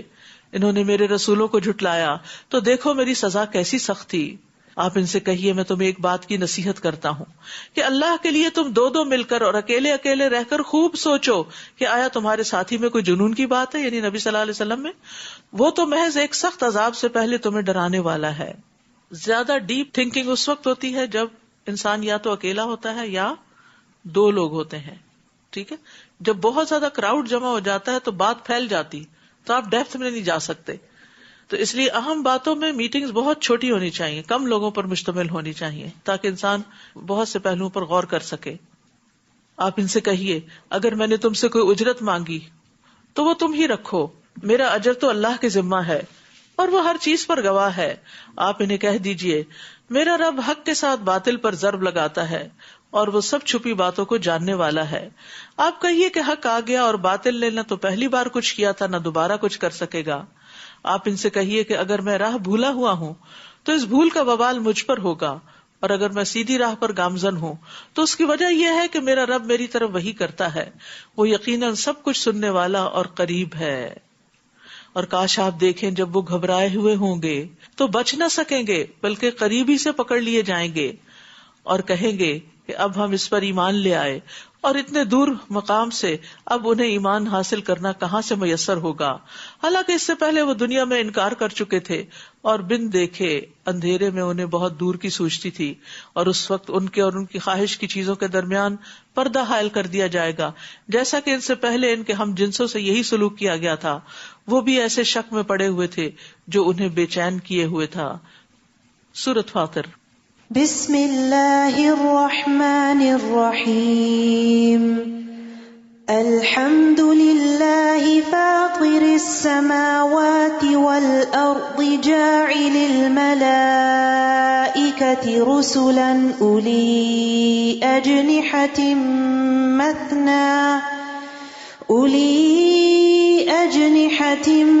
مثنى وثلاث ورباع يزيد في الخلق ما يشاء ان اللہ على كل شيء قدیر۔ شروع کرتی ہوں اللہ کے نام سے جو بے انتہا مہربان نہایت رحم فرمانے والا ہے۔ سب تعریف اس اللہ کے لیے ہے جو آسمانوں اور زمین کو پیدا کرنے والا اور فرشتوں کو پیغام رساں بنانے والا ہے۔ فرشتے جن کے 2 3 3 اور 4 4 بازو ہیں، وہ اپنی مخلوق کی ساخت میں جیسے چاہے اضافہ کر دیتا ہے کیونکہ وہ ہر چیز پر قادر ہے۔ ہم نے تو فرشتوں کو نہیں دیکھا، لیکن اللہ سبحانہ وتعالیٰ نے ان کی یہ ڈسکرپشن ہمیں بتا دی ہے کہ ان میں بھی درجات ہیں، اور جبریل علیہ السلام کے تو 600 پر تھے۔ رسول اللہ صلی اللہ علیہ وسلم نے فرمایا، میں نے سدرۃ المنتہا کے پاس جبریل کو دیکھا، ان کے 600 پر تھے جن سے موتی اور یاقوت جھڑ رہے تھے، اور ان کے پروں میں طاقت بھی بہت ہوتی ہے۔ پرندوں کے پر ہلکے پھلکے ہوتے ہیں نا، فیدر ہلکی چیز کے لیے استعمال ہوتا ہے، لیکن فرشتوں کے پر بڑے مضبوط ہوتے ہیں۔ زمزم کے کنویں کے بارے میں آتا ہے کہ فرشتے نے اپنی ایڑی یا اپنے پر سے زمین میں گڑھا کر دیا تھا جس سے پانی ابل آیا۔ اسی طرح قوم لوط کی بستی کو جبریل علیہ السلام نے پر کے ایک نکر سے اٹھا کے اوپر سے نیچے پھینک دیا تھا۔ اللہ اگر لوگوں کے لیے اپنی رحمت کا دروازہ کھول دے تو اسے کوئی بند کرنے والا نہیں۔ اللہ اکبر۔ تو اس لیے کیا کرنا چاہیے؟ یا حی یا قیوم برحمتک استغیث کہہ کے اس کو پکارنا چاہیے، اور جسے وہ بند کر دے تو اس کے بعد اسے کوئی کھولنے والا نہیں، وہ سب پر غالب اور حکمت والا ہے۔ کہتے ہیں نا فلاں کے لیے دعا کرو اس کی قسمت کھل جائے، تو یہی ہوتا ہے قسمت کھلنے میں، کہ کاروبار لگ جائے یا شادی ہو جائے، اور کہ اللہ کی رحمت ہو جائے۔ جب اللہ کی رحمت آ جاتی ہے تو کوئی رکاوٹ نہیں رہتی۔ لوگوں اپنے آپ پر اللہ کے احسان کو یاد رکھو۔ کیا اللہ کے سوا کوئی اور خالق ہے جو تمہیں آسمان اور زمین سے رزق دے؟ یعنی اللہ کو چھوڑ کے، اللہ کو بھول کے کسی اور کو پکارو گے؟ کوئی اور کام آئے گا؟ اس کے سوا کوئی الہ نہیں، پھر تم کہاں سے دھوکا کھا جاتے ہو؟ اے نبی، اگر ان لوگوں نے آپ کو جھٹلایا ہے تو آپ سے پہلے بھی رسولوں کو جھٹلایا جا چکا ہے، اور سب کام تو اللہ ہی کی طرف لوٹائے جائیں گے۔ لوگوں، اللہ کا وعدہ سچا ہے، لہذا تمہیں دنیا کی زندگی دھوکے میں نہ ڈال دے، اور نہ ہی اللہ کے بارے میں دھوکہ باز شیطان تمہیں دھوکہ دینے پائے۔ دنیا کی زندگی کا دھوکہ کیا ہے کہ انسان جب نعمتیں ملتی ہیں اس کو پا کے سمجھتا ہے یہ ہمیشہ میرے پاس رہیں گی، لیکن ان میں تبدیلی ہوتے دیر نہیں لگتی، یعنی دنیا میں کھو کے نہ رہ جانا۔ اور اللہ کے بارے میں دھوکہ کیا ہوتا ہے؟ جو مرضی کر لو، اللہ تو غفور الرحیم ہے، اور اللہ تعالیٰ کی دوسری صفات ہم بھول جاتے ہیں۔ شیطان یقیناً تمہارا دشمن ہے، تو اس کی دشمنی آپ دیکھیے سوچ پر ہے۔ سب سے پہلے انسان کی سوچ پہ حملہ آور ہوتا ہے، دل پہ حملہ آور ہوتا ہے، اور انسان کی سوچ کو بگاڑتا ہے، اور جب انسان کی سوچ بگڑ جاتی ہے تو اس کی گفتگو بھی خراب ہو جاتی ہے اور اس کے عمل بھی غلط ہو جاتے ہیں۔ تو اس لیے شیطان سے بچ کے رہنے کی بات کی گئی ہے۔ شیطان یقیناً تمہارا دشمن ہے، واتخذوہ عدوا، لہٰذا اسے دشمن ہی سمجھو۔ وہ تو اپنے پیروکاروں کو صرف اس لیے بلاتا ہے کہ وہ اس کے ساتھ دوزخ میں جائیں۔ تو بندہ اللہ کی اطاعت کرے، شیطان کی اطاعت نہ کرے۔ الذین کفروا لہم عذاب شدید، جو لوگ کافر ہوئے انہیں سخت عذاب ہوگا، اور جو لوگ ایمان لائے اور نیک عمل کیے ان کے لیے بخشش اور بہت بڑا اجر ہے۔ بھلا جس شخص کا برا عمل خوشنما بنا دیا جائے اور وہ اسے اچھا سمجھنے لگے، اس کی گمراہی کا کوئی ٹھکانہ ہے؟ اللہ تعالیٰ اسی طرح جسے چاہتا ہے گمراہ کرتا ہے اور جسے چاہتا ہے ہدایت دیتا ہے، لہٰذا آپ ان پر افسوس کے مارے اپنے آپ کو ہلکان نہ کریں. جو کچھ وہ کر رہے ہیں اللہ یقیناً انہیں خوب جاننے والا ہے. اللہ ہی تو ہے جو ہوائیں بھیجتا ہے تو وہ بادل اٹھا لاتی ہیں، پھر ہم اس بادل کو کسی مردہ بستی کی طرف چلا کر لے جاتے ہیں اور اس زمین کے مردہ ہونے کے بعد پھر سے اسے زندہ کر دیتے ہیں. انسانوں کا جی اٹھنا بھی اسی طرح ہوگا. من کان یرید العزت فللہ العزت جمیعا، جو شخص عزت چاہتا ہے تو عزت تو تمام تر اللہ ہی کے لیے ہے. بعض اوقات انسان اپنی عزت بنانے کے لیے جھوٹے کام بھی کرتا ہے، دھوکہ دیتا ہے، منافقت کرتا ہے، لیکن وہ بھول جاتا ہے کہ عزت کا مالک اللہ ہے، اللہ ہی دے گا تو ملے گی. اس لیے اللہ کو راضی کرنے کی ضرورت ہے، کیونکہ جب اللہ راضی ہو جاتا ہے تو وہ جبریل کو منادی کر کے کہتا ہے کہ میں فلاں سے راضی ہوں اور فلاں سے محبت کرتا ہوں، تم بھی اس سے محبت کرو. تو پھر وہاں سے یہ سب کچھ آتا ہے. پاکیزہ کلمات اسی کی طرف چڑھتے ہیں. پاکیزہ کلمات کون سے ہیں؟ اچھی باتیں، سبحان اللہ والحمد للہ، تسبیحات، ذکر. اور صالح عمل انہیں اوپر اٹھاتا ہے. یاد رکھیے خالی باتیں بھی کافی نہیں ہوتی جب تک عمل نہ ہو. عمل اوپر لے جائے گا ان کو. گویا ذکر بھی اس وقت زیادہ فائدہ دیتا ہے جب انسان عمل بھی اچھے کرے. کیونکہ بعض اوقات ہم کہتے ہیں ہم نے یہ بڑا وظیفہ کیا، ہمارا وظیفہ کام نہیں آیا. تو کبھی سوچا ہم نے کہ وظیفے کے ساتھ نماز بھی تو پڑھنی تھی. یعنی بہت سارے ہماری جو مشکلات ہیں ان کے پیچھے وجہ یہ ہوتی ہے کہ ہم اپنی نمازوں کی صحیح حفاظت نہیں کر رہے ہوتے، پابندی نہیں کر رہے ہوتے. اس سے گھروں میں نحوست ہوتی ہے، مشکلات آتی ہیں، پریشانیاں آتی ہیں. پھر ہم نمازیں پڑھنے کی بجائے وَاسْتَعِينُوا بِالصَّبْرِ وَالصَّلَاةِ کی بجائے کیا شروع کر دیتے ہیں؟ وظیفے شروع کر دیتے ہیں. اور پھر جب ان کا کوئی اثر نہیں ہوتا تو پھر دین سے ہی باغی ہو جاتے ہیں. تو یہ بہت اہم بات ہے کہ پاکیزہ کلمات اسی کی طرف چڑھتے ہیں اور صالح عمل انہیں اوپر اٹھاتا ہے. یعنی قبولیت بھی جب ہی ہوگی. اور جو لوگ بری چالیں چلتے ہیں تو ایسے لوگوں کے لیے سخت عذاب ہے اور ان کی چال ہی برباد ہونے والی ہے. واللہ خلقکم من تراب ثم من نطفۃ ثم جعلکم ازواجا، اور اللہ نے تمہیں مٹی سے پھر نطفے سے پیدا کیا، پھر تمہیں جوڑے جوڑے بنایا مرد اور عورت کی شکل میں. جو بھی مادہ حاملہ ہوتی ہے یا بچہ جنتی ہے تو اللہ کو اس کا علم ہوتا ہے. اور کوئی بڑی عمر والا جو عمر دیا جائے یا اس کی عمر کم کی جائے تو یہ سب کچھ کتاب میں درج ہے. اللہ کے لیے یہ بات بالکل آسان ہے. یعنی عمر زیادہ کرنا یا کم کرنا یہ سب کچھ اسی کے اختیار میں ہے. اور دو طرح کے سمندر ایک جیسے نہیں ہو سکتے، جن میں ایک کا پانی میٹھا پیاس بجھانے والا اور پینے میں خوشگوار ہو اور دوسرا کھاری کڑوا. تو ایسے ہی انسانوں کی بھی دو قسمیں، ایسے ہی حالات بھی دو طرح کے ہوتے ہیں. اور تم دونوں سے تر و تازہ گوشت حاصل کر کے کھاتے ہو اور زیور بھی نکالتے ہو جو تم پہنتے ہو. یعنی فائدہ دونوں سے ہی پہنچتا ہے. بعض اوقات جو لوگ ہمیں تکلیف دیتے ہیں ان سے فائدے بھی بہت پہنچتے ہیں. اور اسی سمندر میں تم دیکھتے ہو کہ کشتیاں پانی کو چیرتی پھاڑتی چلی جا رہی ہیں تاکہ ایسے سفر سے تم اللہ کا فضل تلاش کرو اور اس کا شکر ادا کرو. وہ رات کو دن اور دن کو رات میں داخل کرتا ہے. اس نے سورج اور چاند کو مسخر کیا ہے. ہر ایک ایک مقرر مدت تک چلتا رہے گا. یہ ہے اللہ کی شان جو تمہارا رب ہے. اسی کی بادشاہی ہے اور اسے چھوڑ کر جنہیں تم پکارتے ہو وہ تو کھجور کی گٹلی کے ایک چھلکے کے بھی مالک نہیں. غیر اللہ کی تو اتنی بھی ملکیت نہیں. پھر آپ کہیں گے یہ جو ہمارے پاس سب کچھ ہے یہ بھی تو ہماری ملکیت ہے. نہیں، اصل میں اس کا بھی مالک اللہ ہی ہے. یہ وقتی طور پر ہمارے ہاتھ میں ہے. اگر تم انہیں پکارو تو وہ تمہاری پکار سن نہیں سکتے. پتھر کے بت کہاں سے سنیں گے؟ قبر میں پڑے ہوئے مردے کہاں سے سنیں گے؟ اور اگر سن بھی لیں تو تمہیں جواب نہیں دے سکتے. یعنی تمہارا مطالبہ پورا نہیں کر سکتے، تمہاری مدد نہیں کر سکتے. اور قیامت کے دن تو وہ تمہارے شرک کا انکار ہی کر دیں گے. اور اللہ خبیر کی طرح آپ کو کوئی دوسرا صحیح خبر نہیں دے سکتا. تو جو اللہ نے خبر دی ہے اس پہ یقین کر لو کہ حالات اور معاملہ ایسا ہی ہے. یا ایھا الناس انتم الفقراء الی اللہ واللہ هو الغنی الحمید. اے لوگو تم سب اللہ کے محتاج ہو اور اللہ ہر چیز سے بے نیاز اور حمد کے لائق ہے. انسان کوئی بھی ہو، پڑھا لکھا ہو یا ان پڑھ ہو، جاہل ہو یا عالم ہو، غریب ہو یا فقیر ہو، مرد ہو یا عورت ہو، بوڑھا ہو یا جوان ہو، سب اللہ کے محتاج ہیں. ہم سب محتاج تھے دنیا میں آتے وقت بھی، کہ اللہ نے پیدا کیا، زندگی دی تو زندگی ملی، اور آج یہ روح ہمارے اندر ہے کہ ہم چلتے پھرتے، کھاتے پیتے، بولتے، سنتے، سمجھتے ہیں.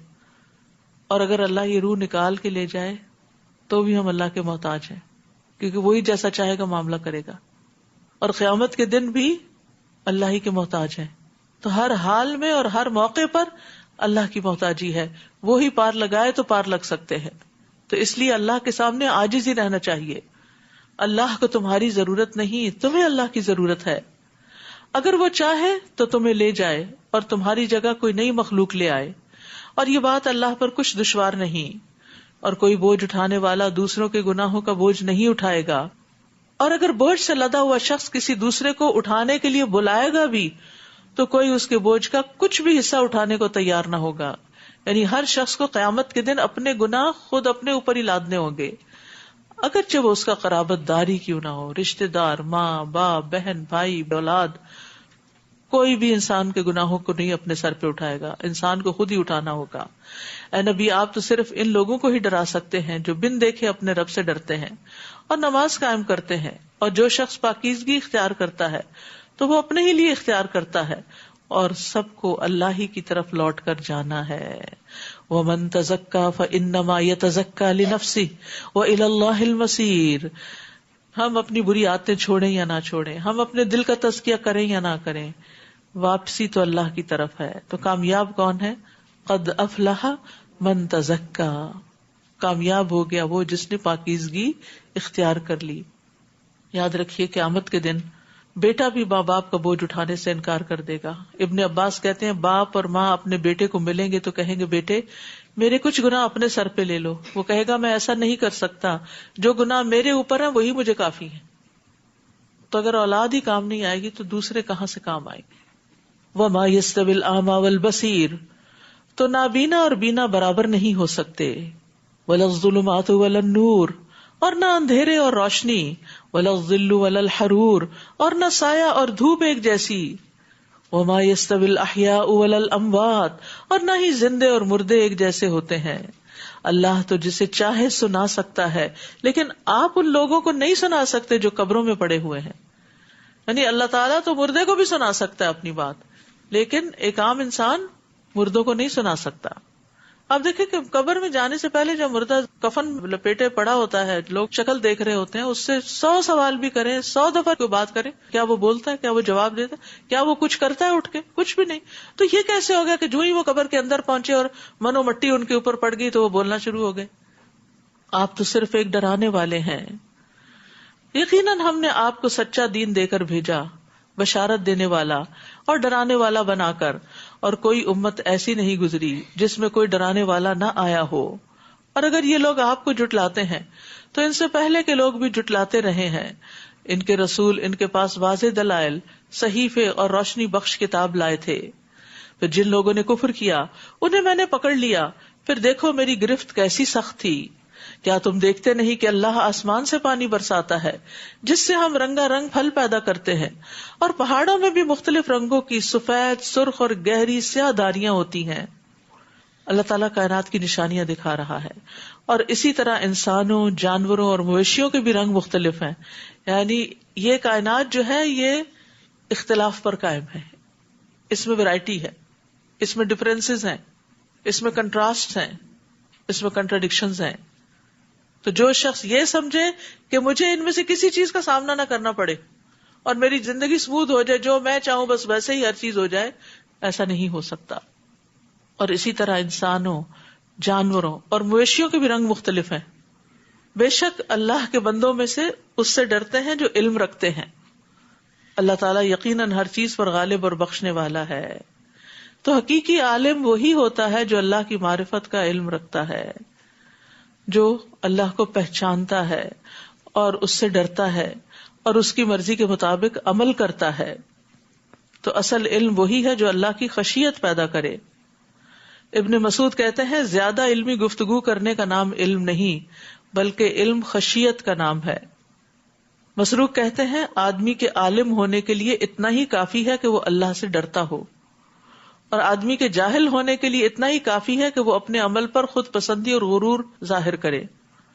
مالک بن انس کہتے ہیں جو علم کا طالب ہو اس پر لازم ہے کہ وہ وقار، سکینت اور خشیت کو اپنائے. 3 چیزیں ہمارے اندر ہونی چاہیے. وقار، جیسے شروع میں پڑھا نا کہ بات کرتے ہوئے بھی ایک وقار ہونا چاہیے. سکینت، ٹھہراؤ، جلد بازی نہیں، پینک ہی نہیں. اور خشیت، اللہ کا ڈر. ڈر یہ نہیں کہ انسان حواس باختہ نظر آئے ہر وقت، اس کا مطلب یہ ہے کہ اس ڈر کی وجہ سے غلط کام چھوڑ دے. پھر فرمایا ان الذین یتلون کتاب اللہ واقاموا الصلاۃ وانفقوا مما رزقناہم سرا وعلانیہ یرجون تجارۃ لن تبور. جو لوگ اللہ کی کتاب پڑھتے ہیں، تلاوت، نماز قائم کرتے ہیں، اور جو کچھ ہم نے انہیں دے رکھا ہے اس میں سے چھپے اور کھلے خرچ کرتے ہیں، وہ ایسی تجارت کی امیدوار ہیں جس میں کبھی خسارہ نہ ہوگا. یہ وہ بزنس ہے جس میں کوئی نقصان ہے ہی نہیں. تو یہاں تلاوت کی فضیلت بھی بتائی گئی ہے کہ تلاوت کرنے سے بھی انسان آخرت میں کامیاب ہو جائے گا، کیونکہ تلاوت سے اور کچھ نہیں تو ثواب تو حاصل ہوتا ہے نا.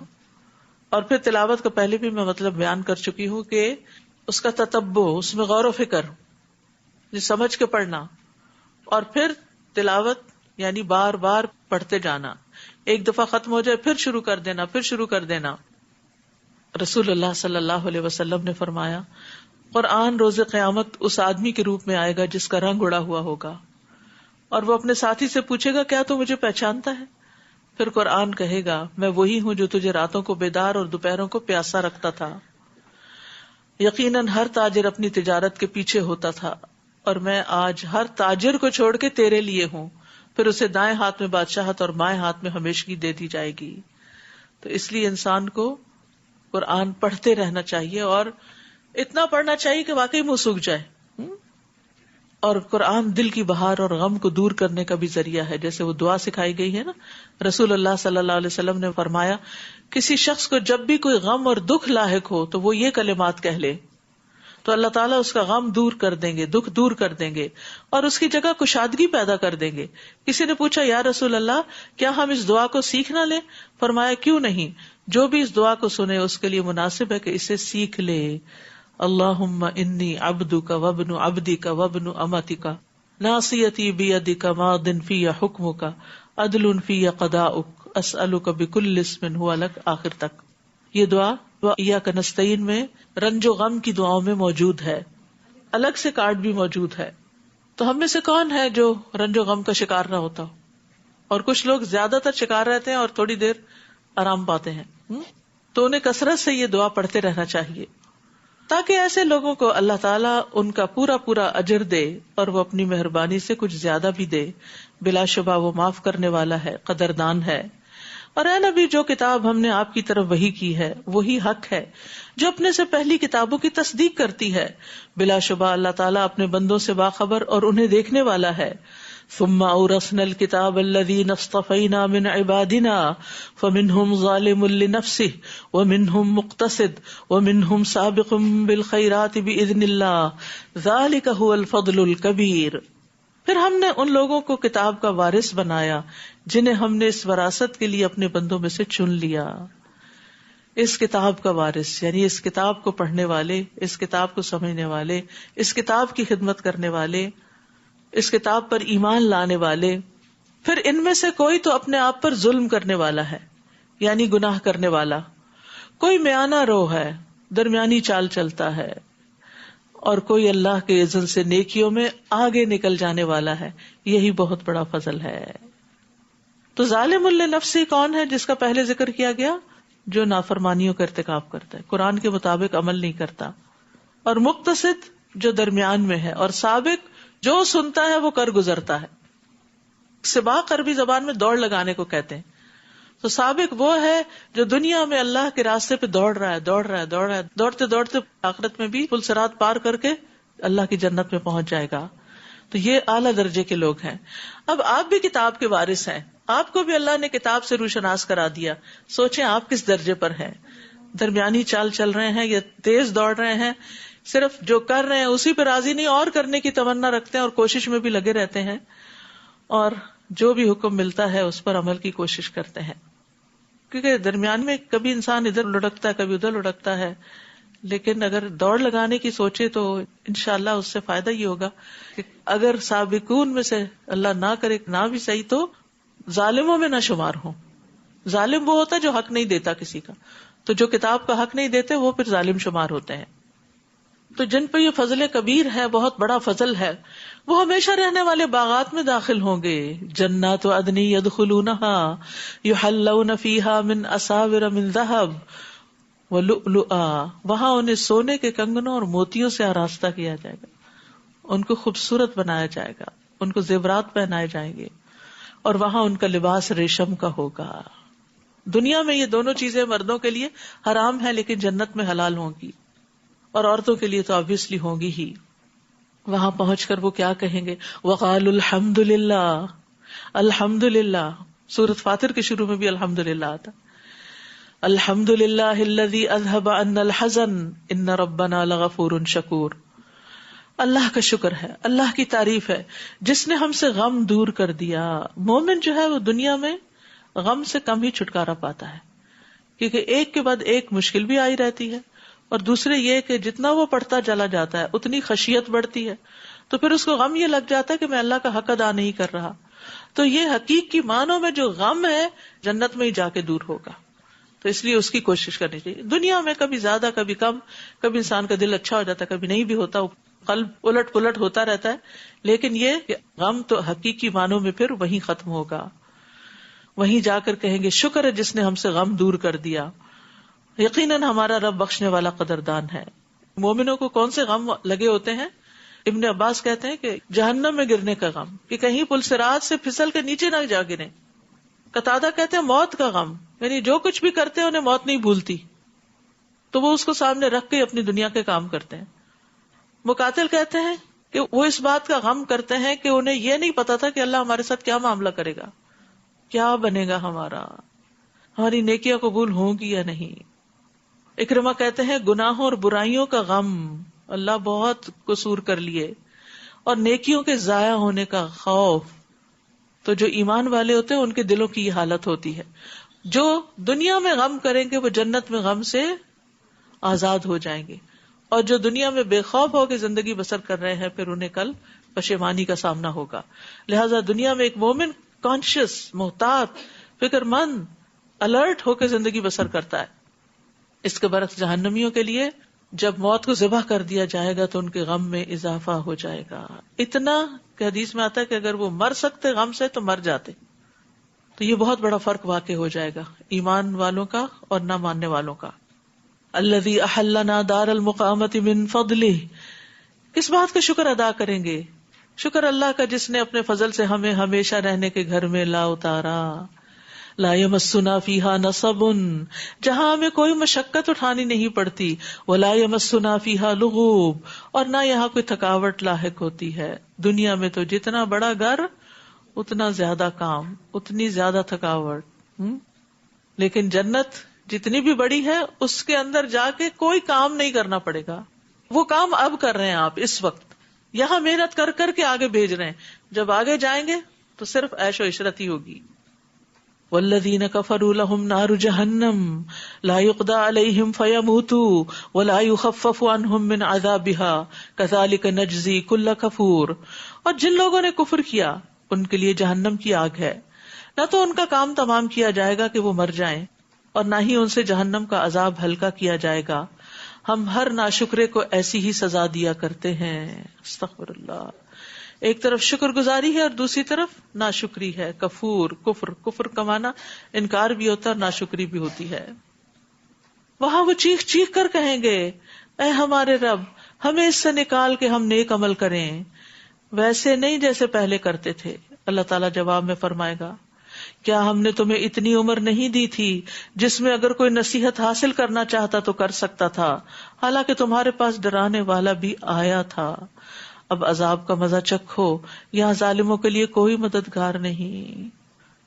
ایمان کی کتنی قیمت ہے، کتنی ویلیو ہے، کتنا فائدہ ہے، وہ آج ہمیں سمجھ نہیں آتا. جب وہ تڑپیں گے کہ ہم دنیا میں جائیں تو کفر کے بدلے ایمان لے آئیں اور پیغمبروں کی اطاعت کریں. لیکن جہنمیوں کی پکار بالکل بے فائدہ ہوگی. حضرت عبداللہ ابن عمر کہتے ہیں کہ جہنمی لوگ مالک یعنی داروغہ جہنم کو پکاریں گے تو وہ انہیں 40 سال جواب نہیں دے گا. وہ چیخیں گے، چلائیں گے، یا مالک یا مالک، لیکن وہ ان کو دیکھے گا بھی نہیں. 40 سال کے بعد جب بولے گا تو کہے گا انکم ماکثون، تم ادھر ہی رہنے والے ہو، مت چیخو چلاؤ، یہیں رہو گے، کوئی فائدہ نہیں بلانے کا. پھر وہ اپنے رب کو پکاریں گے، کہیں گے اے ہمارے رب ہمیں اس سے نکال، اگر ہم اس طرح دوبارہ کریں تو ہم ظالموں میں ہوں گے. تو اللہ تعالیٰ ان کو اتنی مدت جواب نہیں دے گا جتنی دنیا کی مدت تھی. پھر وہ فرمائے گا اسی میں ذلیل ہو کر پڑے رہو اور کوئی بات نہ کرو. پھر وہ لوگ مایوس ہو جائیں گے، مایوس، پھر کچھ بننے والا نہیں. اس لیے کتنا ضروری ہے کہ انسان خود بھی ناشکری سے بچے، کفر سے بچے، اور دوسروں کو بھی بچانے کی فکر کرے، کیونکہ جہنم کا عذاب بڑا ہی سخت ہے. ان عذابہا کان غراما. اللہ تعالیٰ یقیناً آسمانوں اور زمین کی چھپی چیزوں کو جاننے والا ہے. وہ تو دلوں کے راز تک خوب جانتا ہے. وہی تو ہے جس نے تمہیں زمین میں جانشین بنایا. پھر جو کوئی کفر کرے تو اس کے کفر کا وبال اسی پر ہے. کون سا وبال؟ یہ ابھی جو پیچھے پڑا. اور کافروں کا کفر ان کے رب کے ہاں اس کا غضب ہی بڑھاتا ہے، یا پھر کافروں کا کفر خسارے میں ہی اضافہ کرتا ہے. تو دنیا میں ایمان والے جب عمل صالح کرتے ہیں تو ان کا ایمان اور عمل صالح ان کو آخرت میں اور فائدہ دے گا. اور کفر والوں کی اگر زندگی لمبی ہوتی ہے تو ان کا کفر ان کو اور زیادہ نقصان دے گا. آپ ان کافروں سے کہیے اپنے ان شریکوں کو تو ذرا دیکھو جنہیں تم اللہ کے سوا پکارتے ہو، اور مجھے بتاؤ کہ انہوں نے زمین کا کون سا حصہ پیدا کیا ہے، یا آسمانوں میں ان کی شراکت ہے، یا ہم نے انہیں کوئی ایسی تحریر دی ہے جس کی روح سے وہ کوئی واضح دلیل رکھتے ہیں. ان میں سے تو کوئی بات بھی نہیں، بلکہ یہ ظالم ایک دوسرے کو دھوکے کے وعدے دیتے رہے ہیں.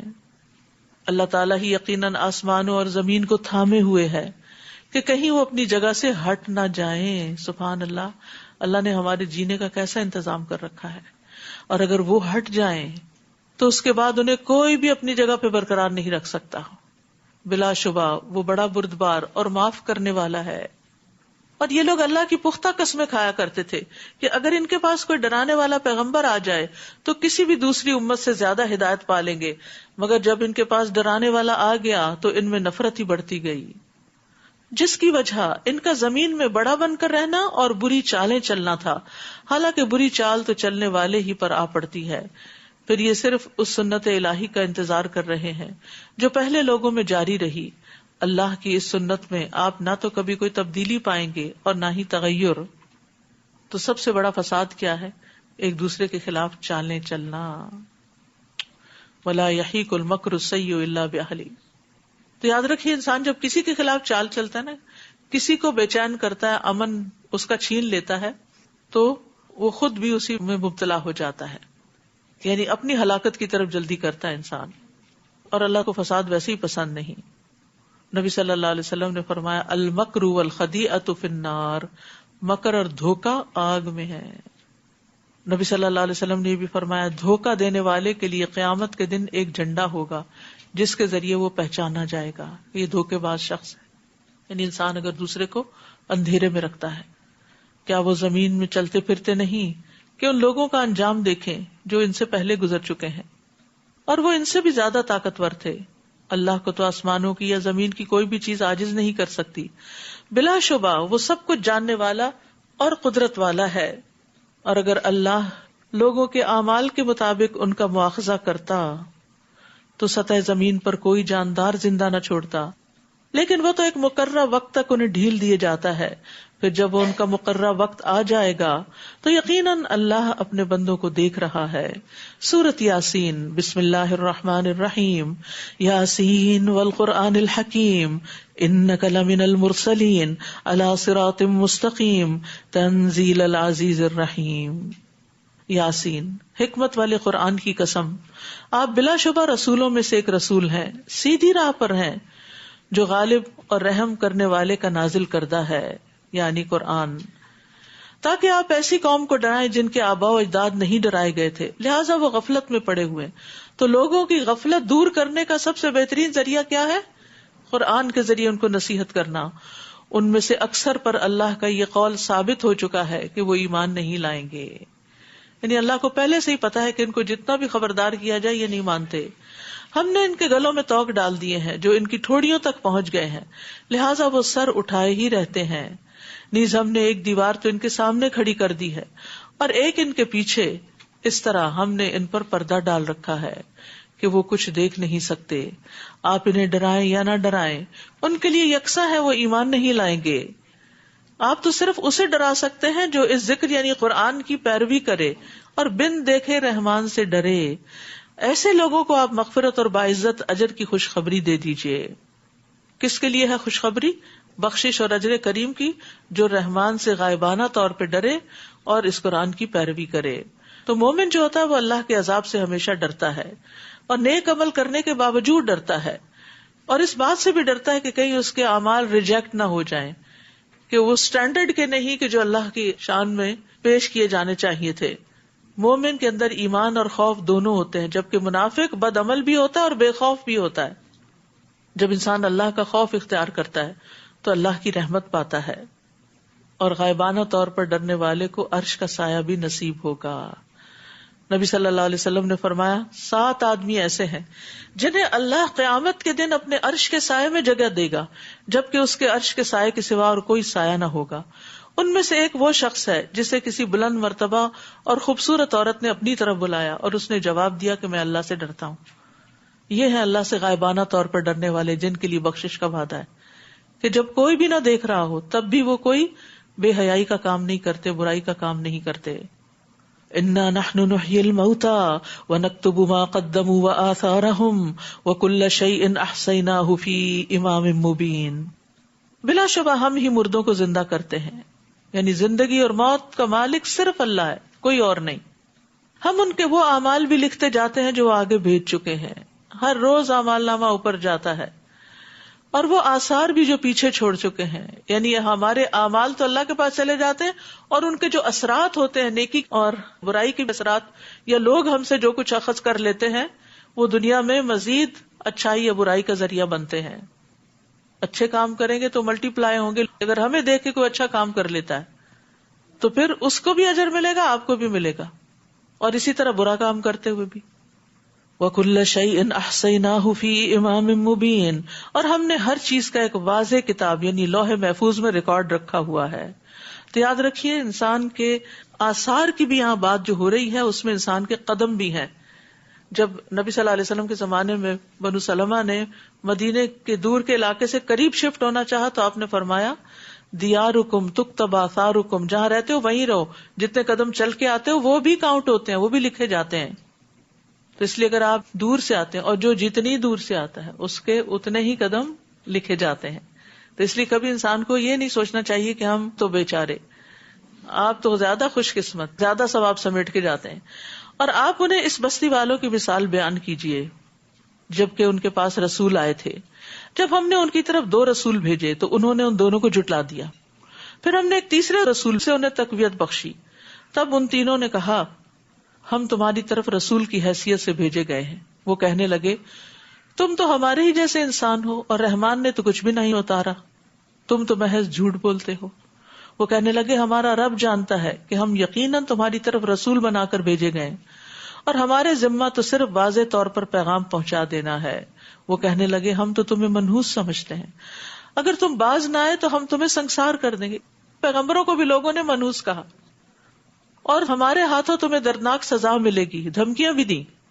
وہ کہنے لگے تمہاری نحوست تو تمہارے اپنے ساتھ لگی ہوئی ہے، اگر تمہیں نصیحت کی جائے تو کیا تم اسے نحوست سمجھتے ہو؟ بلکہ تم تو حد سے ہی گزرے ہوئے لوگ ہو. تو انسان کی نحوست اس کے گناہوں کی وجہ سے ہوتی ہے. وَجَاءَ مِنْ أَقْصَى الْمَدِينَةِ رَجُلٌ يَسْعَىٰ قَالَ يَا قَوْمِ اتَّبِعُوا الْمُرْسَلِينَ. اس وقت شہر کے پرلے کنارے سے ایک شخص دوڑتا ہوا آیا اور کہنے لگا میری قوم کے لوگوں ان رسولوں کی پیروی اختیار کر لو. نیکی کے کام میں اس شخص نے دیر نہیں لگائی، دور تھا لیکن دوڑ لگا دی کہ معلوم نہیں کتنا وقت ہے. اور پھر اس کو یہ ڈر تھا کہ قوم میرے ساتھ کیا سلوک کرتی، لیکن اس نے اپنی جان کی بھی پرواہ نہیں کی. تو یاد رکھیے دوسروں کو خوشخبری دینے میں، دوسروں کو اچھی بات بتانے میں دیر نہیں کرنی چاہیے، بس حکمت ہونی چاہیے، لیکن میسج کنوے کرتے جانا چاہیے.